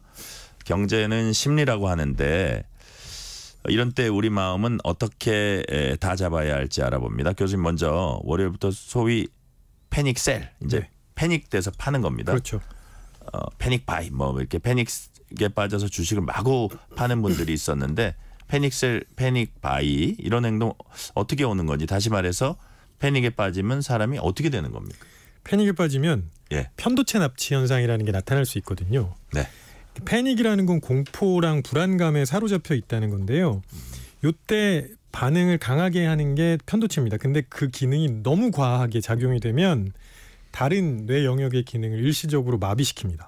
아, 그래요? 네, 특히 이때 우리가 굉장히 신중하게 판단할 수 있게 도와주는 전두엽을 편도체가 마치 납치해 버리는 것 같은 그런 현상이 나타나서 편도체 납치라고 부르는 거고요. 편도체 납치. 네, 편도체가 납치를 하는 거죠. 네. 요럴 때 패닉셀이 나타날 수 있어요. 왜냐하면 지금 얼마나 위험한지 아니면 내가 버텨도 되는지 이런 걸 판단을 못하고 그냥 팔아버리는 거죠. 편도체가 그 아몬드처럼 생긴 그 부위잖아요. 네네네. 그게 제가 알기로는 이제 뭐 공포나 뭐 공격성이나 이런 거 처리하는 그 뇌의 어떤 부분이라고 봐야 되나요? 그러니까 편도체의 주요 기능 중에 하나가 이제 두려움이나 불안감 이런 것들을 담당한다고 알려져 있고요. 근데 이제 그 일단 우리 뇌는 불안해지면 잘 활동을 하지 않습니다. 네, 특히 이제 고차 사고 과정을 담당한다고 하는 전두엽은 활동량이 확 떨어지거든요. 스트레스 받았을 때도 마찬가지고요. 그러면 정교한 계산 같은 건 못하게 되는 거죠. 게다가 여기 그 편도체가 과도하게 활성화되면 불안 장애가 발생하기도 합니다. 네, 그렇다 이거죠. 네. 그 편도체 이 부분이 뭐 어떻게 보면 우리가 순간적으로 뭐 패닉에 빠질 수도 있고 큰 두려움이 엄습하는 이거를 우리가 감당하지 못하게 할 수도 있는 그런 부분이라고 이제 말씀을 해주셨는데, 자, 주식 투자자 입장에서 이걸 당하지 않으면 어떻게 해야 되는지, 예컨대 뭐 주식창을 그냥 외면하면 되는 건가요? 우리 주식 투자자 입장에서는 이걸 안 당하려면 어떻게 해야 될까요? 사실 외면하는 것 자체는 좋은 해결책일 수도 있긴 합니다. 그러니까 잠시 조금 떨어져 있는 게 괜찮은데요. 그래서 주식시장에 사이드카가 발동하는 거거든요. 조금 숨 좀 쉬고 다시 한번 생각해보자 이렇게. 냉철하게 생각해보자. 네네. 근데 실제로 주식창을 외면하기는 상당히 어렵고요. 왜냐하면 인간의 주의를 가져가는 가장 확실한 두 가지가 위협하고 그다음에 금전입니다. 이 두 개가 하락장에서는 모두 작용하거든요. 위협. 그러니까 다시 말해서 공포. 네네네. 위협으로 인한 공포. 그다음 금전. 돈이네요, 돈. 뭐니 해도 머니다. 그렇죠. 떨어지고 있는데 내 돈이 사라지고 있으니까 주의를 안 기울일 수 없죠. 그래서 투자하실 때 외면한다기보다는 이런 상황들에 어떻게 대응할지 미리 좀 계획을 세워놓으셔야 됩니다. 그냥 맞닥뜨리면 당할 수밖에 없습니다. 이런 상황은 우리가 언제라도 당할 수 있으니까 맞습니다. 내가 이렇게 했을 때 어떻게 해야 되나? 그렇죠. 일종의 행동 계획을 미리 세워놓으셔야 됩니다. 저희도 사실 그런 거 조금 해요. 뭐냐면 방송하다 보면 제 원고가 갑자기 없을 그런 경우에 어떻게 할까? 그런 그 약간 제가 그 플랜 B 이런 거를 나름대로 갖고 있거든요. 그래서 예를 들어서 뭐 신체적으로 이상이 생겼을 때는 어떡하냐. 뭐 그런 것들도 가끔 생각을 하고 제작진하고 이제 그걸 하는데, 마찬가지로 이제 교수님 말씀하시는 거는 그런 패닉에 빠지거나 큰 공포에 빠질 때 대비해서 미리 계획을 세워두면 그런 일을 당했을 때 조금 더 침착하게 대처할 수 있다. 자, 공포에 휩싸여서 패닉성 투매한다든지 투기한다든지 이런 것들이 역사적으로 쭉 있어왔던 일입니다. 17세기 네덜란드에서 튤립 파동이라는 게 있었어요. 튤립 투기 파동. 튤립에 투자하면 큰 돈 벌 수 있다 해서 뭐 온갖 그 재화를 다 투입했다가 나중에 낭패를 본. 뭐 그게 이제 완전히 폭락해서. 튤립 투기 파동이고, 그 이후에 뭐 대공황, 닷컴 버블 붕괴, 뭐 수많은 사례들이 있었습니다. 근데 이런 일들은 또 계속 반복이 돼요. 이유가 뭘까요? 사실 이럴 때 많이들 하시는 말씀이 역사는 반복된다 이렇게 말씀을 하시는데 그거는 맞으면서도 틀린 말입니다.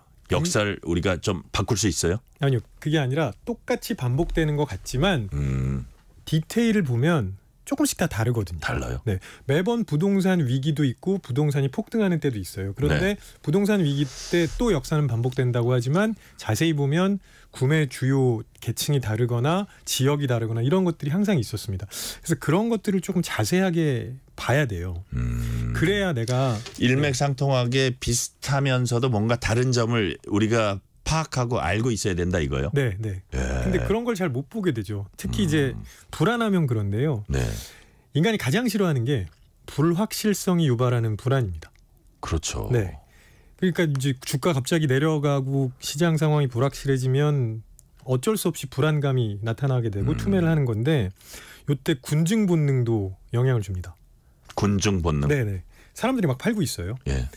그러면 왜 파는지는 잘 모르겠는데 안 팔면 큰일 날 것 같아요. 그렇죠. 가만히 있으면 안 될 것 같은 거예요. 그러면 더 많은 사람들이 막 동시다발적으로 던지기 시작하는 거죠. 그렇군요. 자, 이론적으로 본다면요. 네. 경제 주체들은 이성적이고 합리적으로 뭐 행동한다. 이게 이제 뭐 그냥 틀에 박힌 이론인데 실전에서는 그렇지 않다는 거잖아요. 네. 그리고 요즘은 이제 인지심리학이랑 행동경제학에서 굉장히 많은 연구들을 해와서 요즘은 인간이 이성적이고 합리적으로 판단하는 존재라고 얘기하지 않습니다. 그러니까요. 네. 요즘 이론은 오히려 그 이성적인 존재가 아니고 비이성적인 존재라는 측면이 더 많은 것 같아요. 그렇죠. 네. 특히 이제 1978년에 노벨 경제학상 수상한 허버트 사이먼은 뭐라 그랬냐면 우리 인간은 최적의 결정을 하는 게 아니고 그냥 내가 만족할 만한 결정을 한다는 거예요. 그러니까 예를 들어서 TV를 구매한다고 해볼게요. 수많은 TV가 있잖아요. 브랜드도 엄청나게 많고 그거 다 일일이 꼼꼼하게 보고 비교해보고 구매하시는 분은 없을 거예요.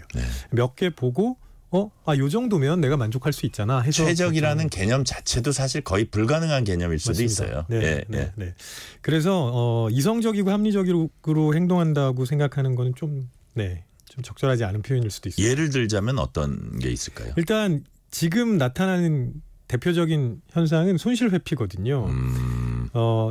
역시 2002년에 노벨 경제학상 수상한 다니엘 카네만 교수가 얘기한 건데 인간은 이득보다 손실을 훨씬 더 싫어합니다.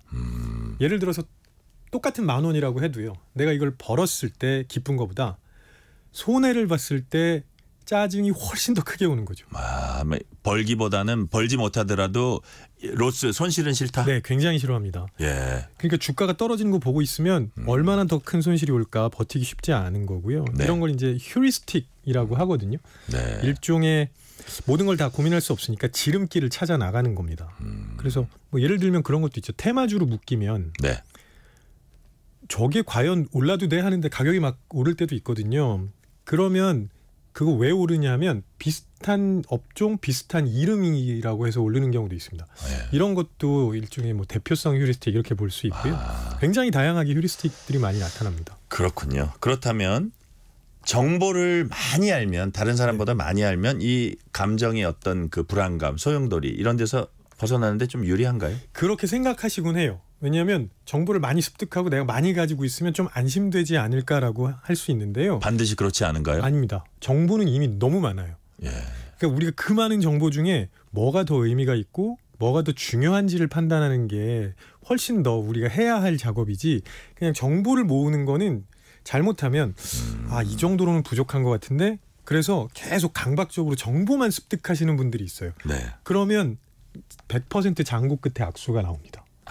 그렇다 이거죠. 그럼 지금 제가 교수님 말씀을 이해하기에는 수많은 정보를 가지고 있어가지고 그 정보의 홍수 속에 빠져가지고 오히려 허우적될 수 있으니 그 가진 정보를 갖고 내가 확신할 수 있는 어떤 우선순위를 갖고 있으면 좋겠다 이런 뜻인가요? 그래서 제가 아까 투자 계획을 말씀드렸던 건데요.